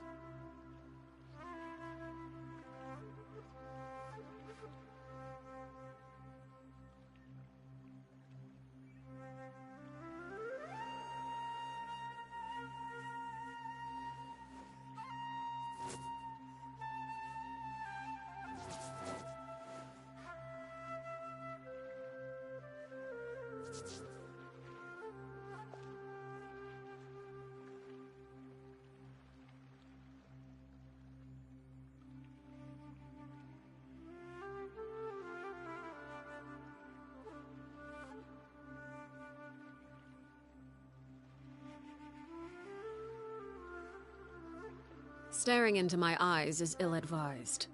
I can't promise you'll like what you see. Please be careful not to touch the plants here.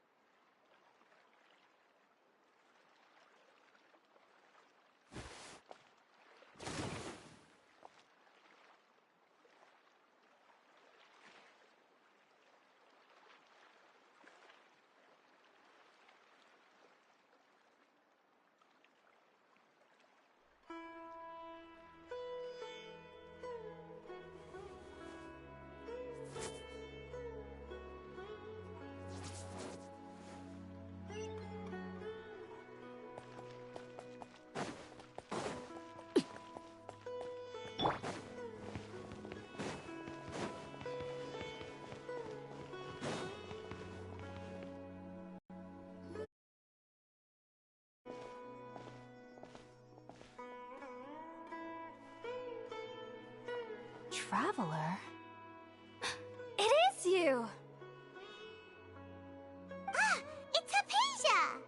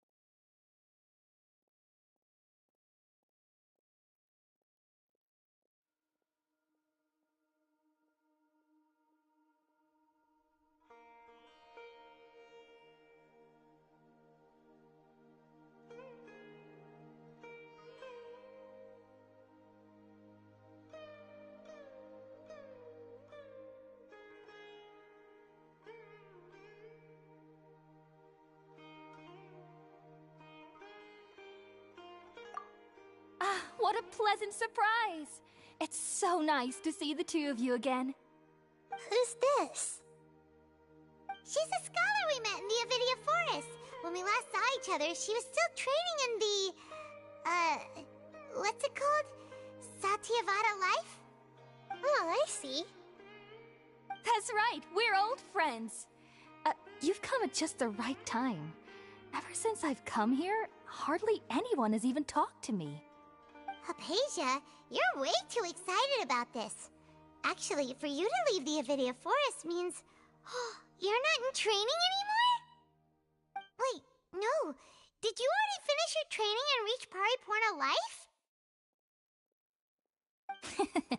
What do you think?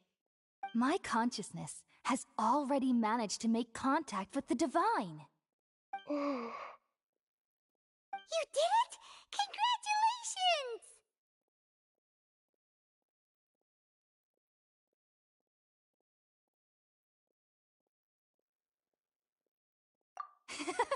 It's so exhilarating to share this sublime joy with others at long last! When my consciousness made contact with the gods, what a supreme and unparalleled experience that was! That sounds incredible!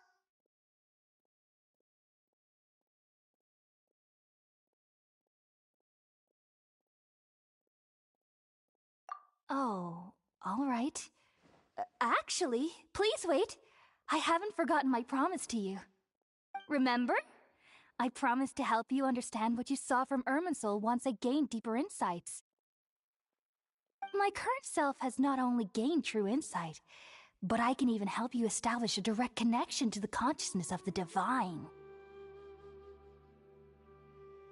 You can do that? I've never heard of anything like that, but if you want to give it a try, I'll do my best to protect your consciousness during the process. Hold on. I brought some spirit borneal with me. This is still a crucial part of the ceremony.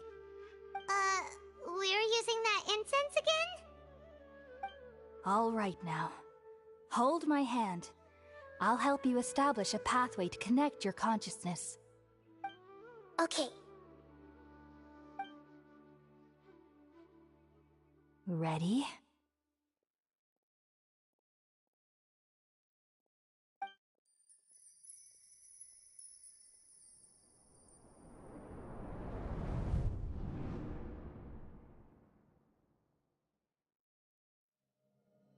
It took 3 betrayals for me to finally understand. The world is just an elaborate tapestry of lies. My fury will never be quelled. The first to betray me was a god. My creator. My mother. Valuing strength above all, she saw no worth in me and I was discarded. The second was a human. My family. My friend. Consumed by fear, he saw me as an abomination. The third was one exactly like me. A hope for the future.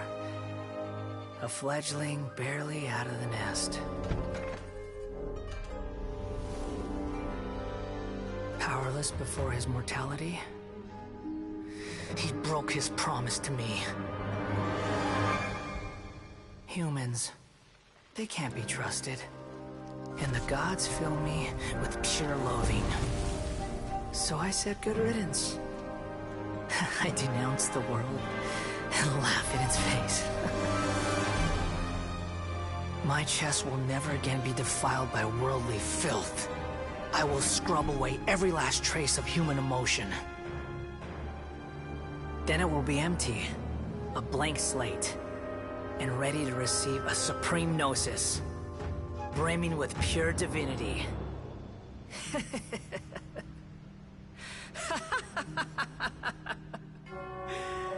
There is no need to fear. The pain will be brief. Your era is coming to an end.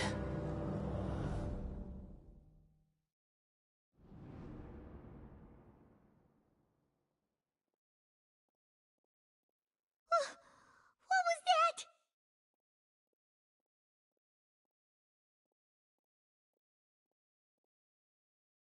Did we actually just see the Balladier's memories? Everything matches what we know about him. But how is he connected to the divine consciousness that Hypatia was talking about? You saw it, right? You felt it, right? Such a majestic god! Such a noble will! Such sublime emotion! Alas, shame. If only that which beats within my chest wasn't a filthy mortal heart. Oh, great and merciful God, please grant me forgiveness and salvation. Do you understand now? I'm afraid this is no Puripurna life, but rather... Ah! You! Why are you so mean to me? Why is everyone hiding from me? I found divine wisdom. Shouldn't I receive praise and honor? Haven't I uncovered that light in the darkness? Hypatia? That's how I always thought everything should be. Wait. Have I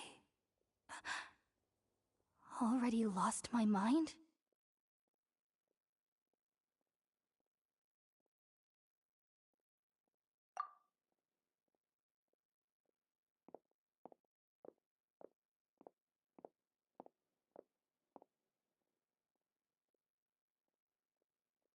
Wait, something isn't right!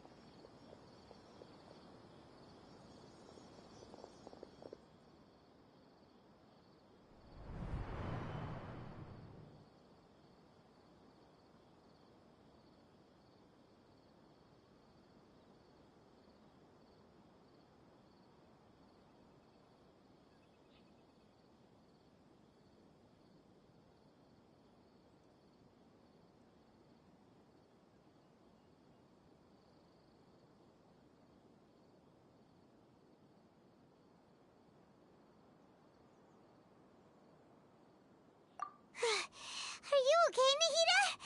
Wait, no. Something feels different. You're back! Oh, the Traveler's back?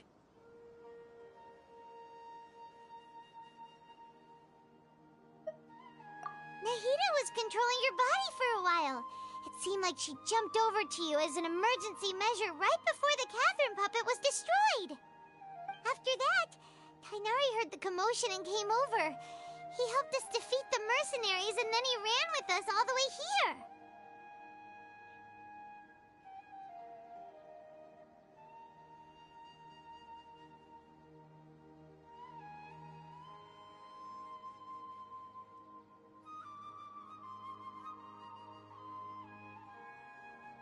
What? You swapped places? You mean your consciousness also went into Nahida's body? Wait, then where is Nahida's consciousness? Where is she now? I never imagined that an individual's consciousness could be transferred around like this. Had I not seen it with my own eyes, I would have never believed it. I don't think this can be achieved with current human technology. Also, while we were running, the consciousness in your body told me to pass on a message. She said, "The doctor has found a way to trap my consciousness, so I can't journey with you anymore. But even in a moonless night, a shower of starlight can still drown out illusions and lies." Oh no! Nahida's trapped in the sanctuary of Surasthana for good this time. Was that message all she left for us? It's pretty vague.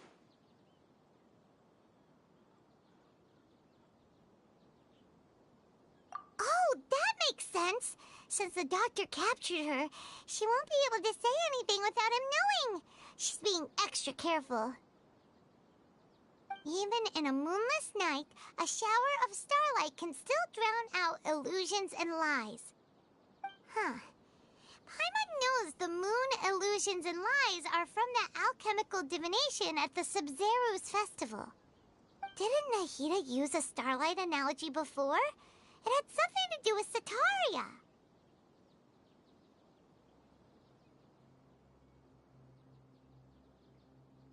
Oh, that makes a lot of sense. Huh. Do you think Nahida was telling us to go find help in the desert? But she isn't with us anymore. Think we'll be okay? Paimon, you said Sanctuary of Surasthana, correct? Does this mean that this Nahida you're talking about, the consciousness who was occupying the traveler's body, is the Dendro Archon? Your guess is correct, but the situation's a bit complicated, so it's really hard for us to explain right now. That's all right. A scholar's curiosity doesn't need to be appeased right away. As for the complicated nature of the situation, safe to say I have witnessed that for myself. I've spent some time with you, and it looks like the Dendro Archon's also on your side. So, I trust you. Thank you, Tainari. Oh, actually, we came here to ask you a question. What do you know about the project that the sages have been working on? Ah, that. While I was indeed invited to join that project, the sages were always secretive about its scope and goals, so I eventually declined. All I know is that the project has something to do with the restoration of Irminsul.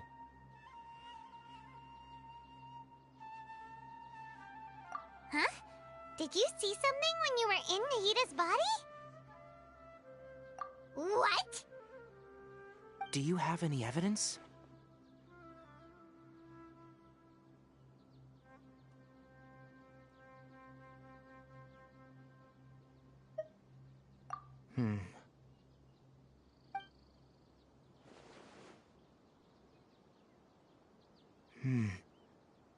So that's what happened.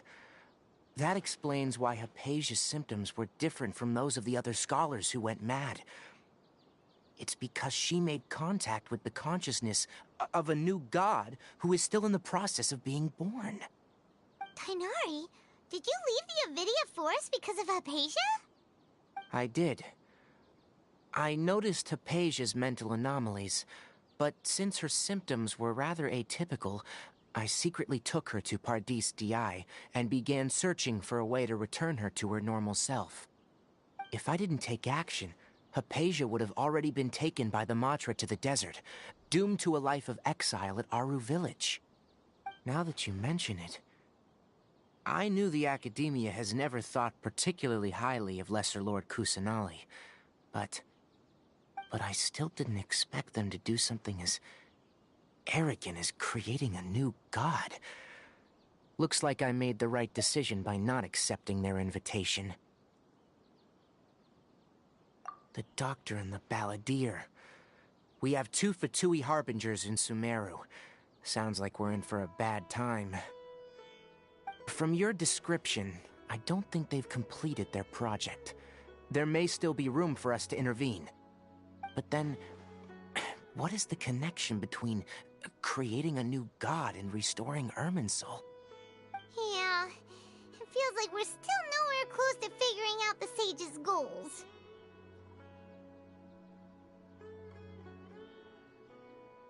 Right. We've pretty much gone over everything we need to know, so we should head out. How about you, Tighnari? What are you going to do? I'll stay here for now. I still want to try a few more things to help Hypatia. If you're planning to go into the desert, start by heading for Caravan Ribat. That'll be your fastest route. Come find me here if there's anything else I can do to help. May the spirit of wisdom go with you. Thanks, Tighnari. Hopefully Hypatia will feel better soon. We're off then.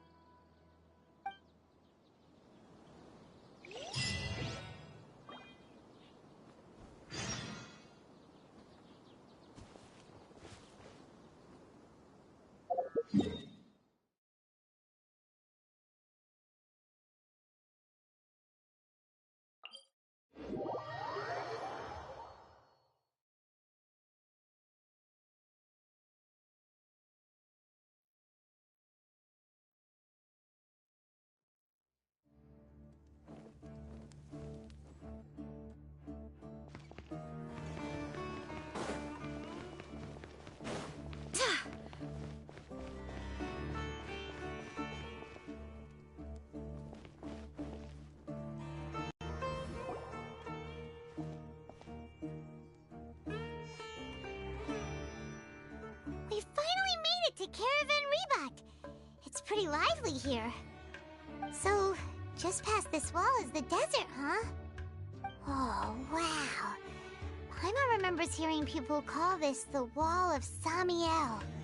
It's made to block sandstorms from the outside. Oh, if it's this tall, it's gotta be the divine work of Greater Lord Rukkhadevata, right?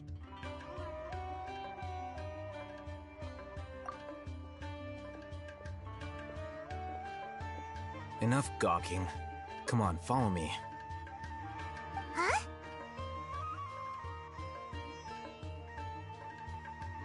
Over here.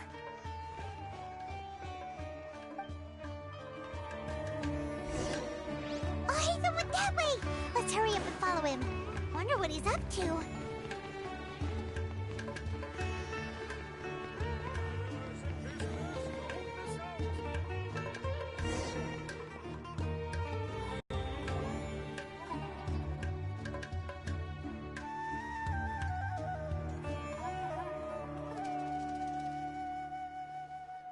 What the... Where did she go? How did we lose them? They were just here a second ago. More Eremite mercenaries? Who are they working for this time? Anyway, Traveler, it seems like we were being followed again. You were too careless. You should have noticed those hopeless amateurs trailing you a long time ago.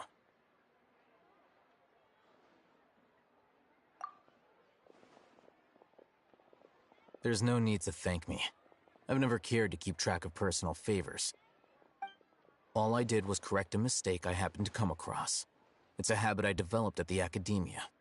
You really gave Paimon a scare, Alhaitham. We never thought we'd run into you here. Last time we met at Port Ormos, didn't you say you were going back to the Academia? Wait, don't tell Paimon that you're here to take us back on their orders! Oh, so you've already landed yourselves on the Academia's hit list. I can't say that I didn't expect it. However, had I wished to turn you over to the Academia, don't you think you'd already be the Eremites' honored guests by now? Oh, right. You do have a point. I have no interest in running errands for that project. As a scholar, I've always belonged to the camp that promotes researcher autonomy. And these days, you're more fascinating than anything the sages can offer. Not quite. To tell you the truth, I'm still investigating the Divine Knowledge Capsule. Unfortunately, I've run into some difficulties. Everyone says the capsule originated in the desert and was eventually moved to Port Ormos. If I am to get to the bottom of this, I must understand how the capsule first came to be. Which brings me back to you and why you're so interesting. The leader of Ain al-Ahmar used the Divine Knowledge capsule right in front of you, and upon seeing him, your expression became perplexed, and you were lost in thought for quite some time. To have that kind of reaction, I think you must have realized something. Are you interested at all in sharing what you've been hiding from me?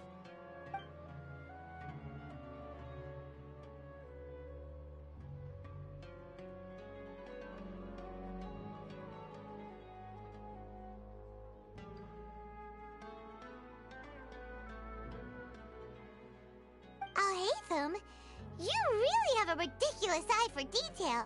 What kind of person even notices or remembers stuff like that?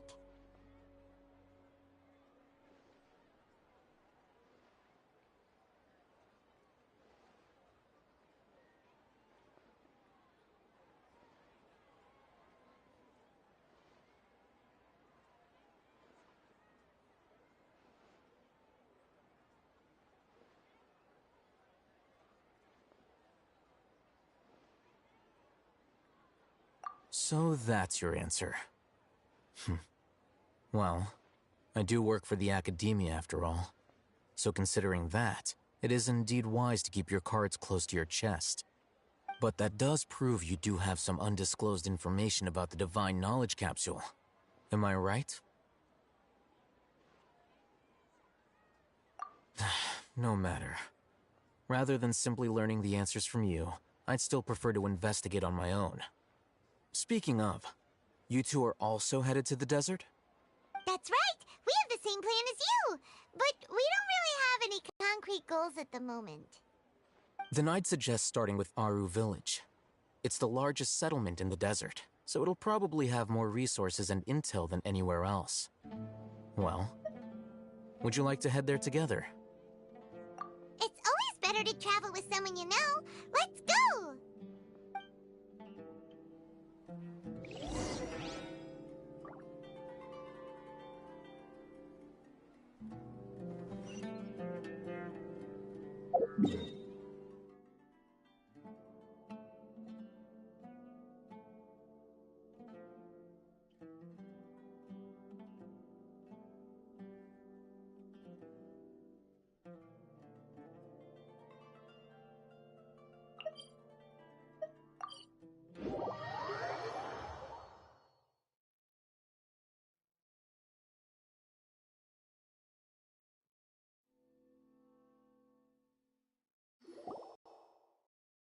Before us lies Aru Village, the safe haven of the desert folk. Whoa, this landscape is really something else. What a cool place! Let's go check it out!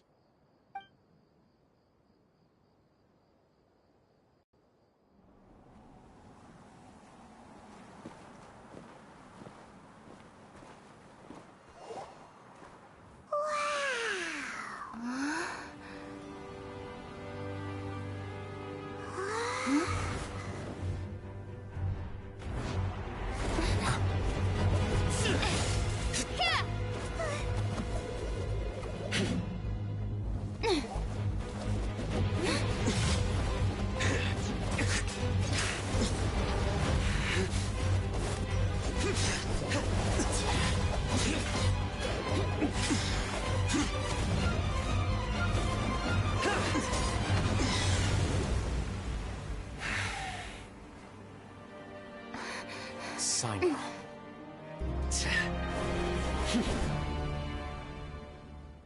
Unless my memory fails me, we have barely spoken 2 words to each other before now at the Academia. Would you care to enlighten me as to when and how I invited the General Mahamacho's wrath? Oh, Hatham. Do not think you can escape my judgment, just because you managed to escape my attack.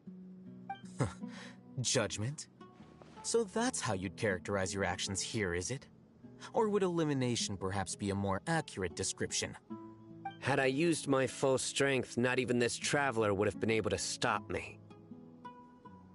Though styled like an assassination, I sought only to ensure that my target would be unable to flee or resist.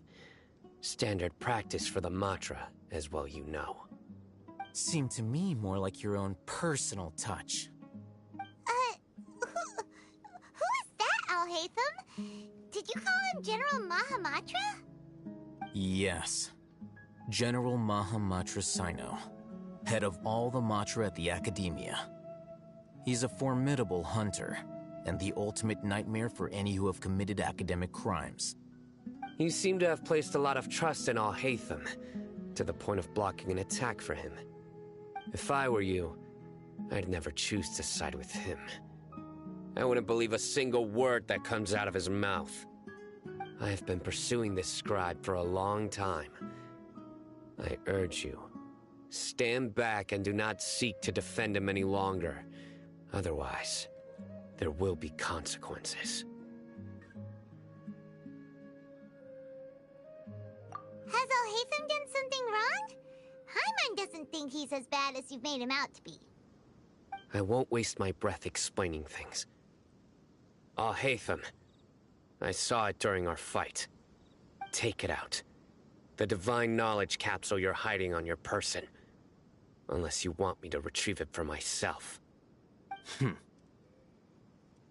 Very perceptive of you. Nothing escapes a Matra's senses. Wait, the divine knowledge capsule? Didn't it fall into the Matra's hands in Port Ormos? No wonder you speak with such confidence, Sino. But I must admit, I'm very curious. What does this capsule mean to you? And why, as General Mahamatra of the Academia, are you all alone in the desert? As far as I'm aware, the other Matra have been speculating about your disappearance. Have you been given a mission that's, let's say, morally dubious? If I was the real target of your mission, what was stopping you from simply using your authority and resources to judge me within the walls of the Academia?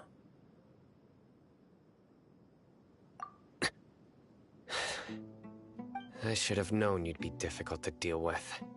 You two? Ugh. What should we do, Traveler? Paimon feels like we can't trust either of them. Well, look at you two, acting all tough and self-righteous over there. Wait, Dia?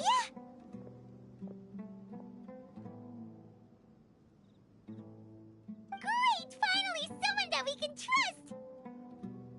You gotta help us out here, otherwise these two are gonna start fighting again! Yeah, sure looks that way. Two giants from the Academia duking it out once and for all. Not something you get to see every day, that's for sure.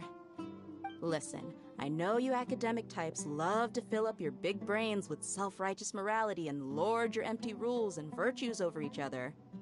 But how dare you bring your petty disputes into the safe haven of Aru Village? It seems like someone's gonna have to beat some sense into your thick skulls until you finally learn to respect these grounds.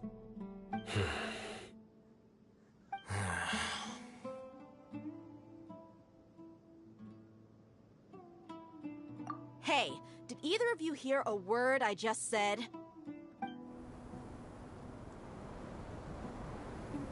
Whoa, what's going on? The wind's so strong! Is this a sandstorm?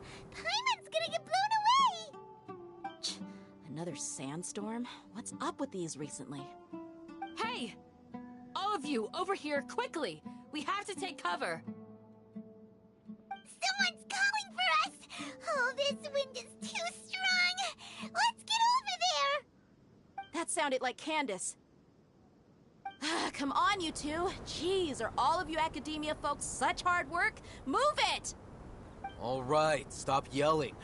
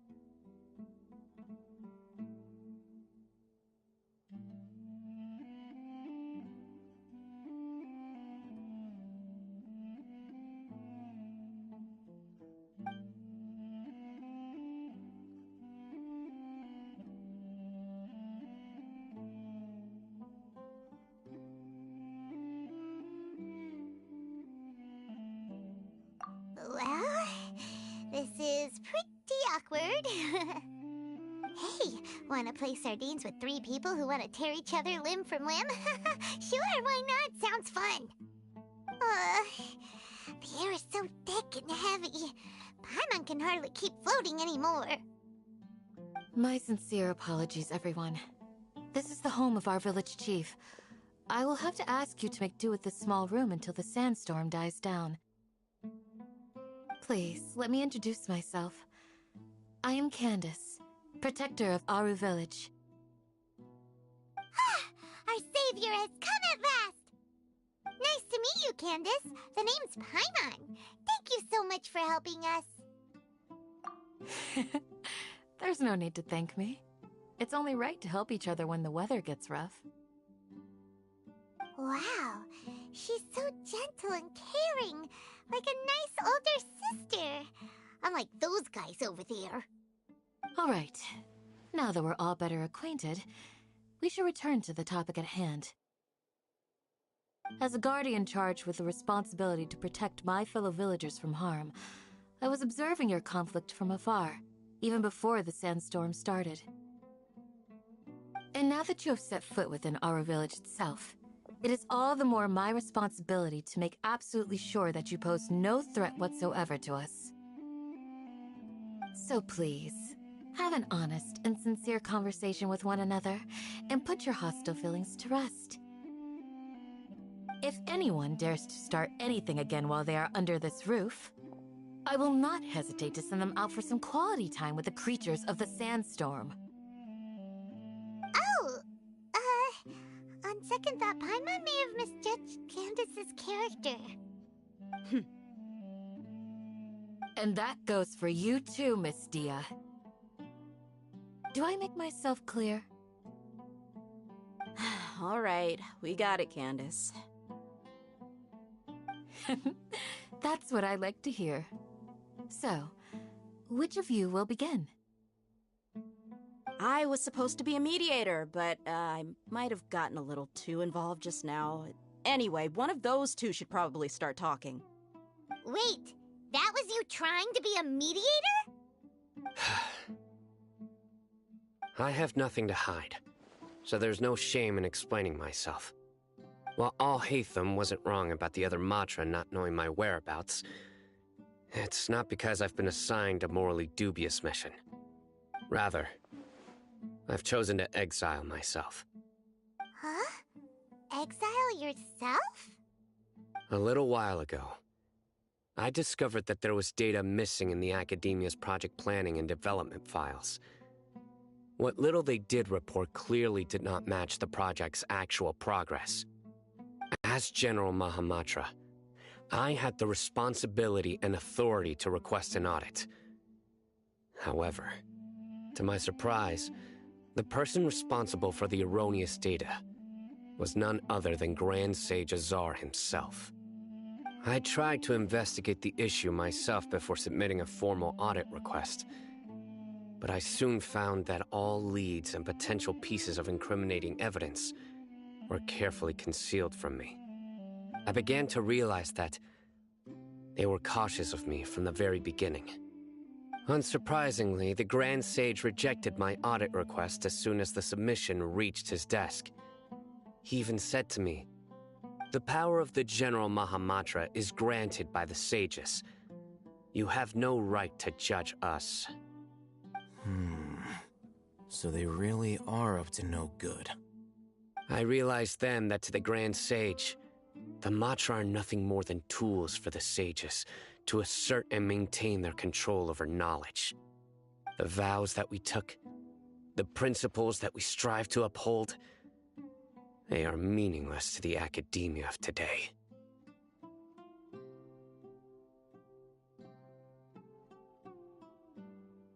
I believed it would be wise to flee the academia before the sages had a chance to take action against me. This way, they can no longer see nor predict my actions. I will never give up on this investigation. There's no need for someone else to give me power or authority. Once I find the truth, I will administer judgment by my own name. Saito seems to have the same goal as us. We're we're all investigating the sages. Plus, now that he's no longer the General Mahamatra, he somehow feels a lot less scary.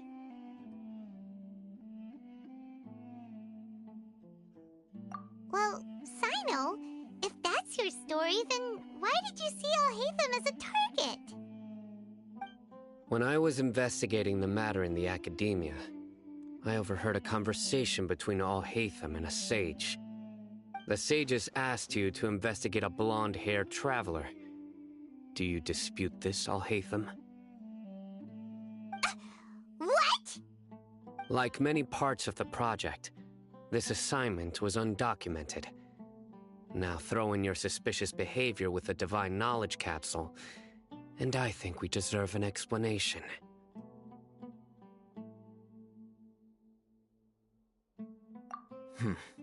Yes. I was indeed tasked with investigating the Traveler. Alhaitham! After all, the promised reward was so great that hardly any scholar could have refused.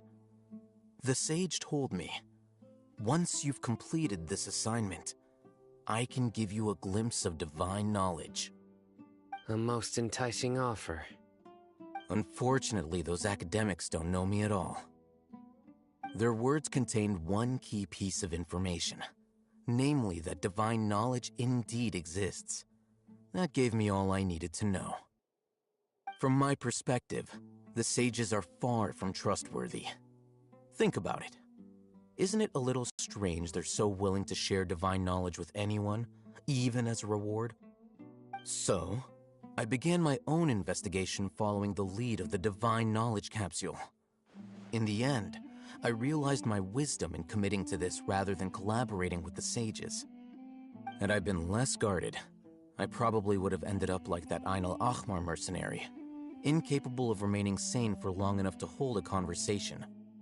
You mean that the sages originally planned to dispose of you, using one of those capsules that drive people insane?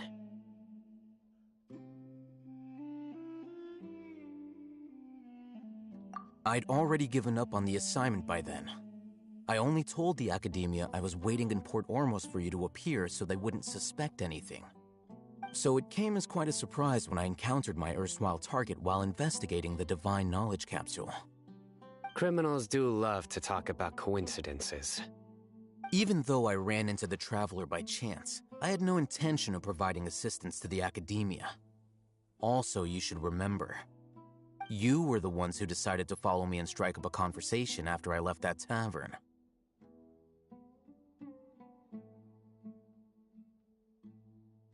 That's true. Alhaitham helped us out at Caravan Rebat as well. Maybe he's telling the truth. I'm willing to apologize, if that's worth anything to you. I took the Divine Knowledge Capsule behind your back because I judged its existence to be a significant risk. I felt that it would be best for no one to interact with it before it had been properly studied. After all, curiosity often proves to be the most dangerous thing in this land. You should be well aware, Scribe Alhaitham, that curiosity can also lead you to danger and suspicion. Answer me this.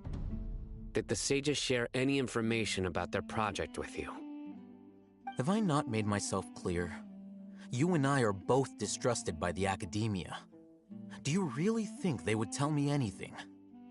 Fine. Although you haven't completely proven your innocence, I won't regard you as an enemy, for now. As you wish. Mm-hmm. Good.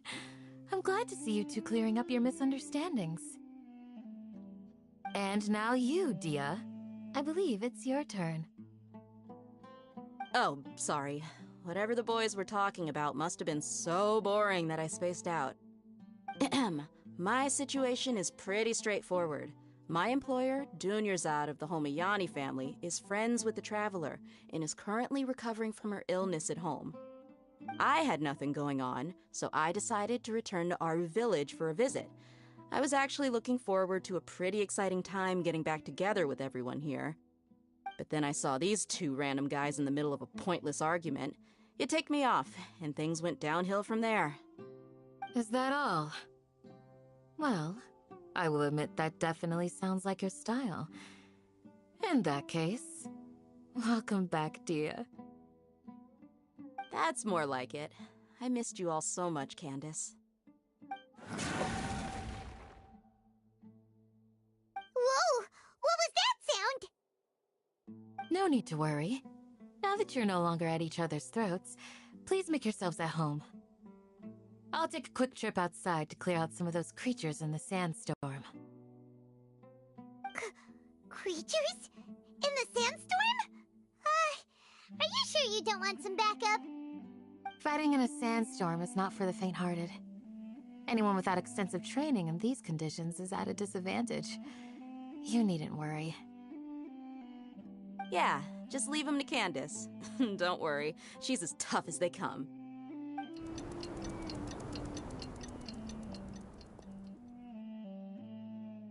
The wind's died down. That means the sandstorm's over, right? Candace still isn't back yet, though. Is she alright? Maybe we should go out and check on her. When you put it that way, even I'm starting to feel a little worried. All right, let's go. We've been here long enough, and the boys are as chatty as the floor.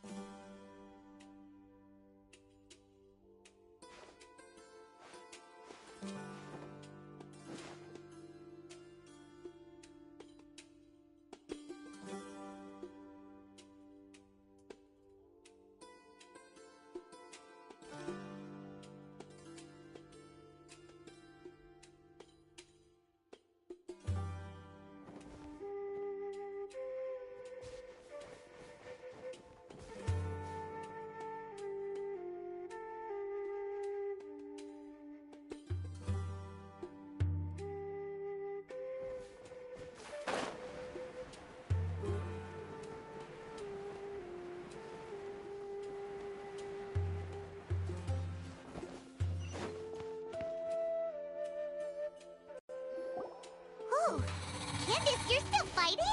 You've been out here dealing with these creatures the entire time? Yes. They just keep coming in waves. I've lost count of how many I've defeated. Before I realized it, even the sandstorm had stopped.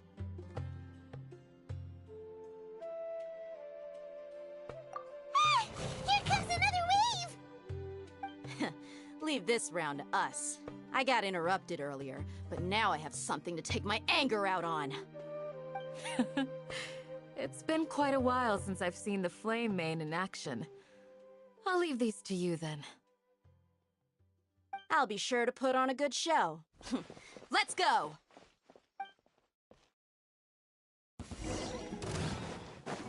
Go as one! Ha! Wanted my full attention, did you? Yeah, coming through! Yeah! Trent, Barbados, guide us!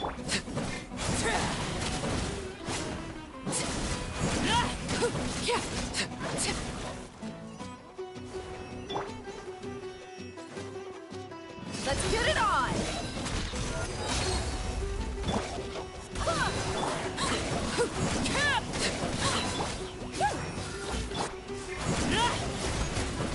Overruled! asked for it! Here comes another wave! When are they ever gonna let up? Coming through! Witness my rise, laid bare.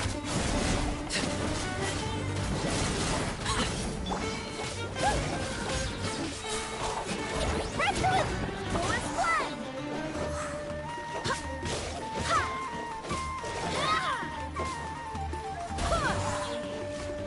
Wind, hear me!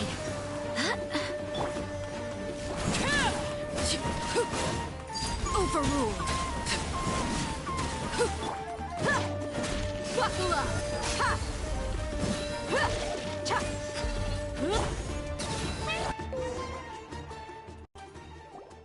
The creature stopped appearing.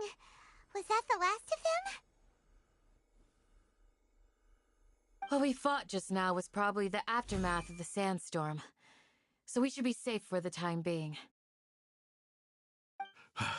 Well fought, everyone. No injuries, I hope. Huh? Who are you? Ah, my apologies. I haven't had a chance to greet you yet. I had my hands full taking care of the village's elderly and children. I am the chief of Aru village. Everyone usually calls me Uncle Anpu. Sir, I am also originally from the desert, but I have not been back for some time now. May I ask if such sandstorms are common? I can't say they've always been common, but recently the storms have become increasingly severe and frequent. Besides sandstorms, we also occasionally get earthquakes. According to an investigator who stayed in the village a while ago, these unusual natural phenomena are related to the withering of Irminsul. Another effect of Irminsul's withering. So, Irminsul's withering causes withering zones in the forest, and sandstorms and earthquakes here in the desert? Everything in the natural world is inextricably connected to Irminsul. These regional symptoms can indeed be a reflection of Irminsul's present state. Everyone in Aru village needs to take good care of themselves. Speaking of which, why haven't I seen a single village keeper since I got here? Village keeper? Who are they? Village guards like Candace?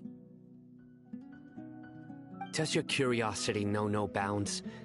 Village Keeper is how Aru village refers to mad scholars exiled here by the academia. Most of them are scholars who lost their sanity after a period of training in the Avidia forest. The academia believes that their crazed mutterings may have a negative effect on the psyches of other scholars. So, they're forcibly exiled to the desert. Though if you ask me, it's all a boatload of nonsense.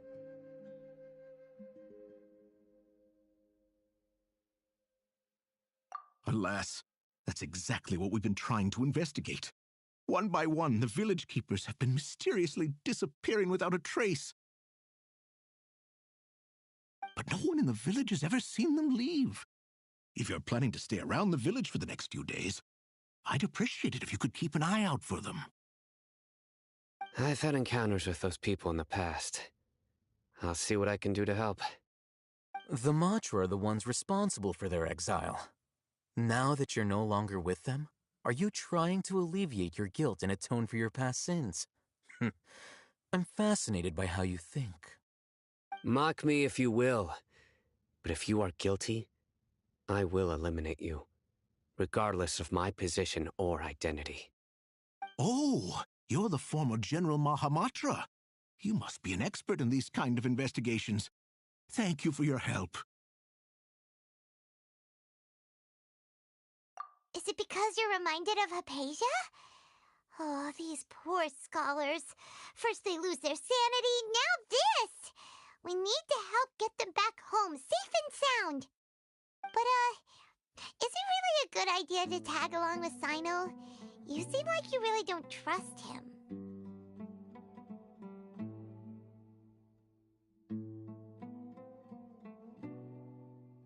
I'll be grateful for the assistance. No doubt you will do a better job than some of my former subordinates. Let's start by finding a spot to share what we know so far.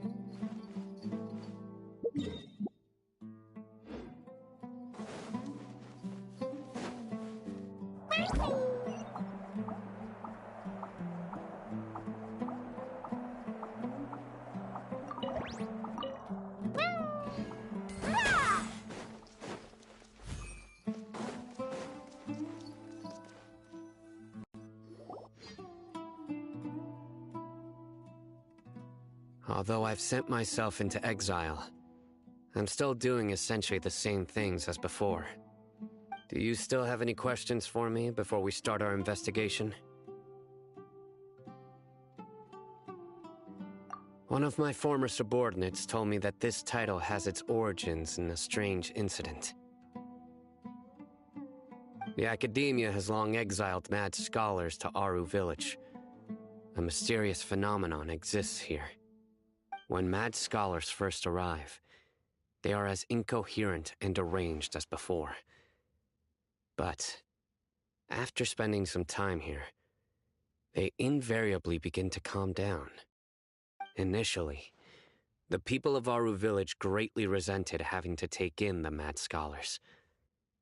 But a strange incident one night changed that. Aru Village was struck by the strongest earthquake in living memory. Seeing buildings on the verge of collapse all around him, the then chief of the village was preparing to take everyone to safety. Suddenly, he noticed a mad scholar crouching in a corner, caressing the ground with his hands. A soft, green light radiated from him, like a divine glow against the backdrop of night. Despite the powerful tremors that ripped through the ground that night, all the houses remained upright, almost as if they had grown roots reaching deep into the ground. In the end, not a single building collapsed, and no one was hurt. After that, the people of Aru Village treated the mad scholars with greater kindness, and began to refer to them as the village keepers. A soft green light? A mad scholar protecting Aru Village? What do you make of it, Traveler? Paimon thinks so too. Actually, Sino, do you know if any of the mad scholars continued to wear their Akasha terminals at Aru Village? In theory, they would continue wearing them so the Academia could still monitor their activities. With that said, the main Akasha system would no longer have any interaction with them. Oh, no wonder!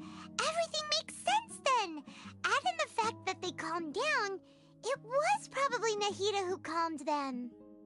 If you are able to draw a conclusion from this one story alone, then it appears you possess much more information than I do. So, what do you make of the story? Really? Lesser Lord Kusanali. What?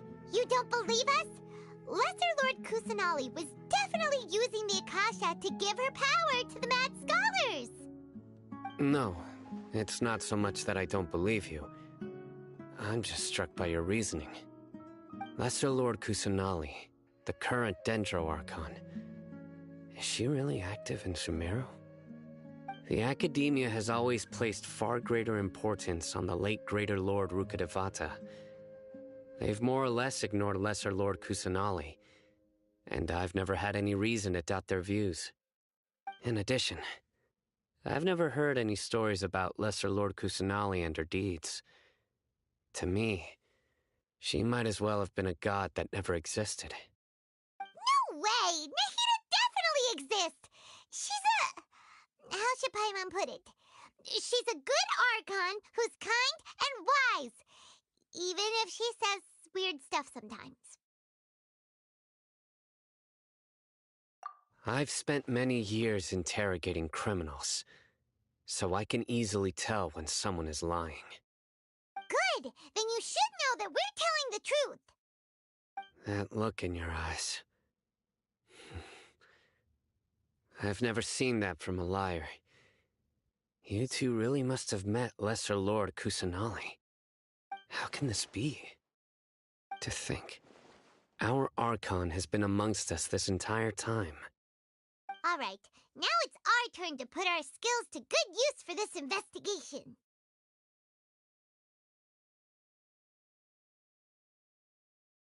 But easier said than done, especially since we don't have any leads.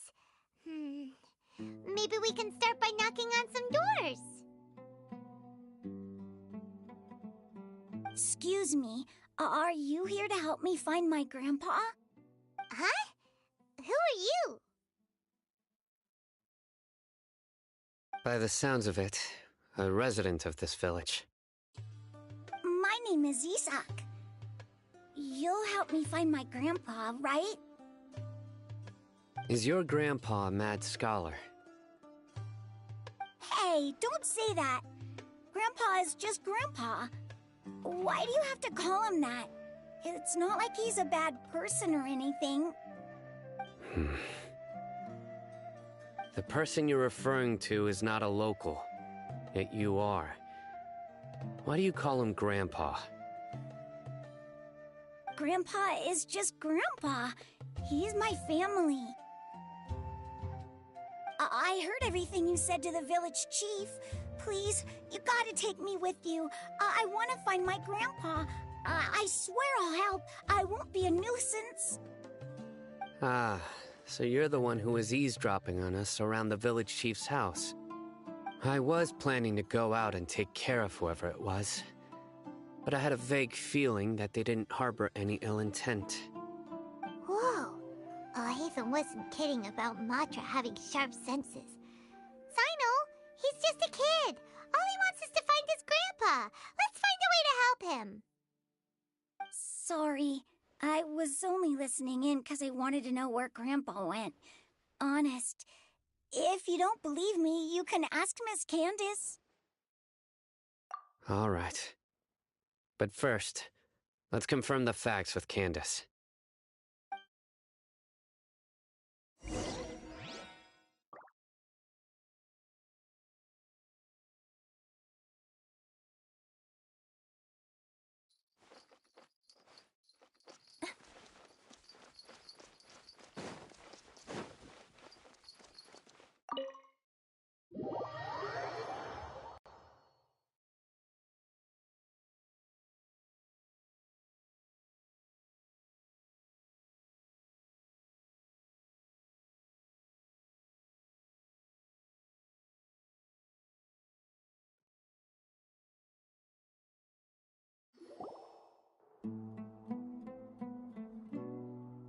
Sino is super vigilant. Is this what all the Matra are like? Ah, you're back already. We just wanted to confirm something with you. Do you know a boy by the name of Isak? I had a feeling he'd go looking for you. Huh? You knew this would happen? Yes. Although he tried his best to stay hidden, I still noticed him eavesdropping outside the window. He really wants to get his grandfather back. Isak's parents were both Aramite mercenaries who rarely returned to the village after finding employment in the city. He was raised by his grandfather. Unfortunately, it was only a few years before his grandpa passed away. Isak was still very young at the time, so various families in the village took turns caring for him so he could survive. Later, an elderly mad scholar arrived at the village. Isak thought the scholar bore a striking resemblance to his grandfather, and thus often spied on the man. However, The scholar was unkempt in appearance and incoherent in speech. Although Isak referred to the man as his grandpa, he was afraid and didn't dare to approach him. One summer night, the oft mumbling and bumbling grandpa suddenly calmed down and seemed to become more lucid. He even noticed Isak hiding in the distance. So Grandpa walked up to Isak and patted him on the head. He even took Isak to the entrance of the village, where he patiently taught the boy the names of the stars and accompanied Isak until he fell asleep. The next morning, Isak woke up and wanted to go find his grandpa again, only to realize his grandpa no longer recognized him. However, even so, Grandpa retained his calm expression. It's said that those who saw the scholar claimed he no longer appeared to be crazy, but appeared to be living in his own world, almost as if he were sleepwalking. Isak was thrilled that his grandpa was able to find peace and would follow him all the time, asking him things like, "Grandpa, want me to take you somewhere fun?" Or, "Grandpa, could you tell me stories about the stars again?" All this somehow just makes Paimon feel really sad. It seems like they both deserve so much better. Perhaps. Nearly everyone who lives in the desert has some form of hardship or regret. But even so, we must still continue on with our lives. It's also my reason for fighting. I must continue to protect this land.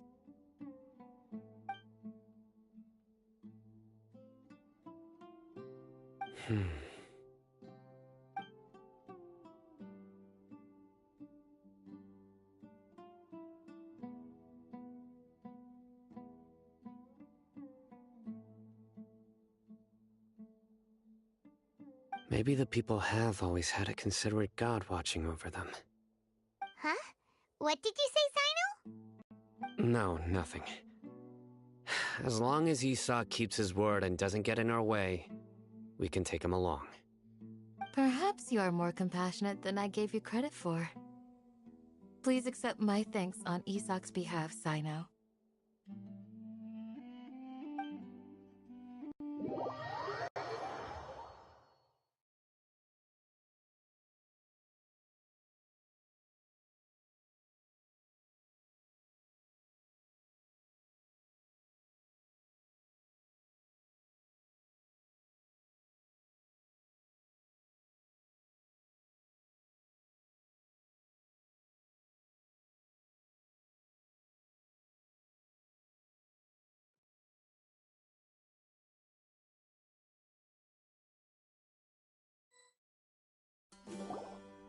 Hey, Isak!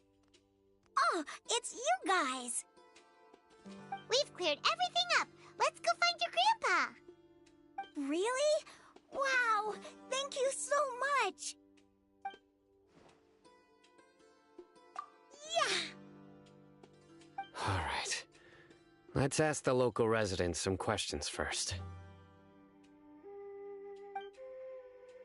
You need to watch out for the signs.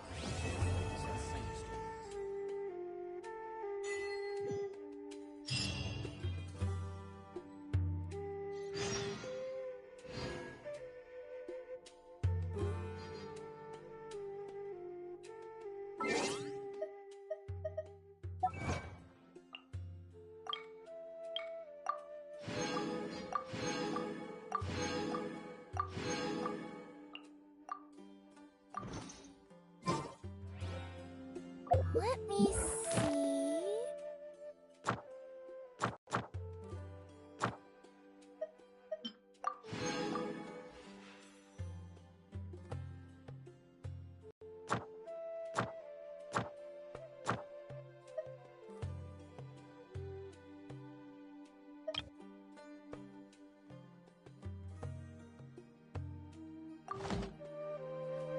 Okay, let's get going. The next location on my list is really far away.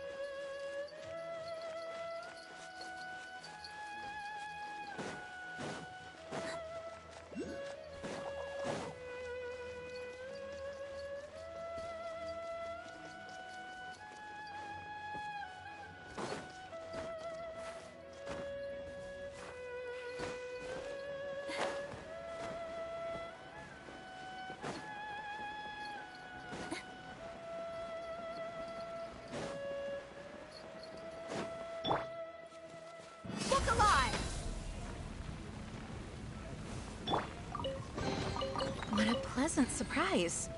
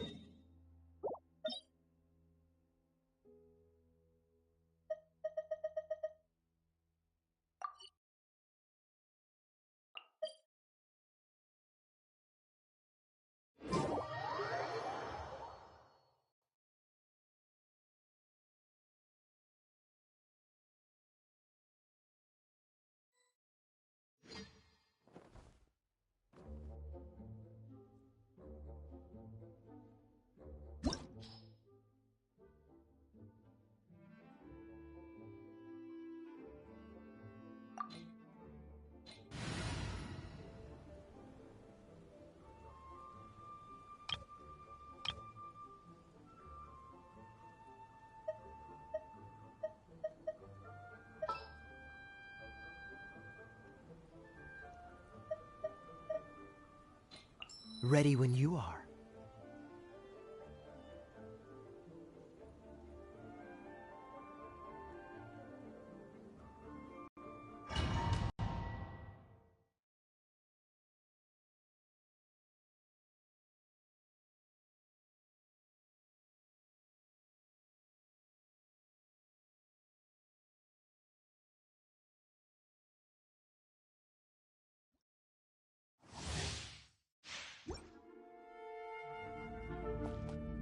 body and mind.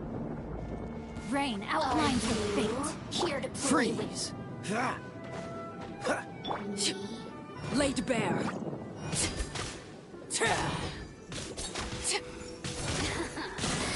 Let me amuse myself.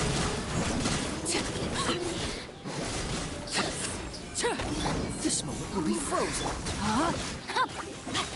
Let me weave you a bit. Overruled. Over here.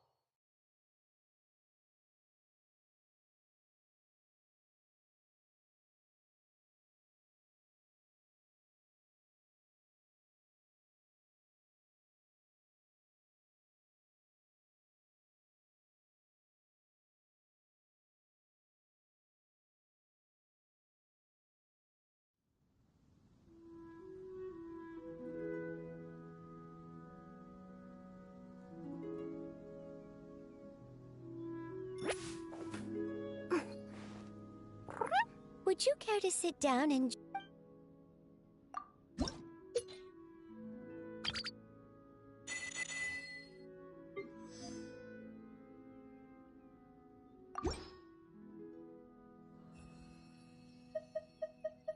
If you ever have any questions...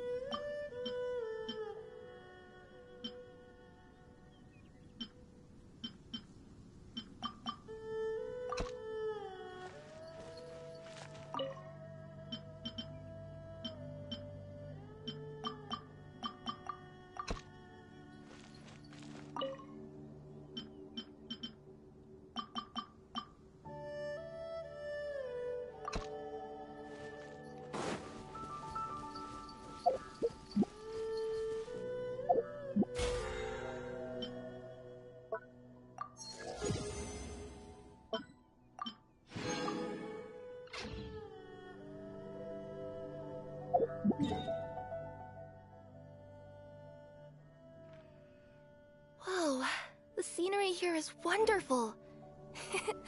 I've landed the perfect job.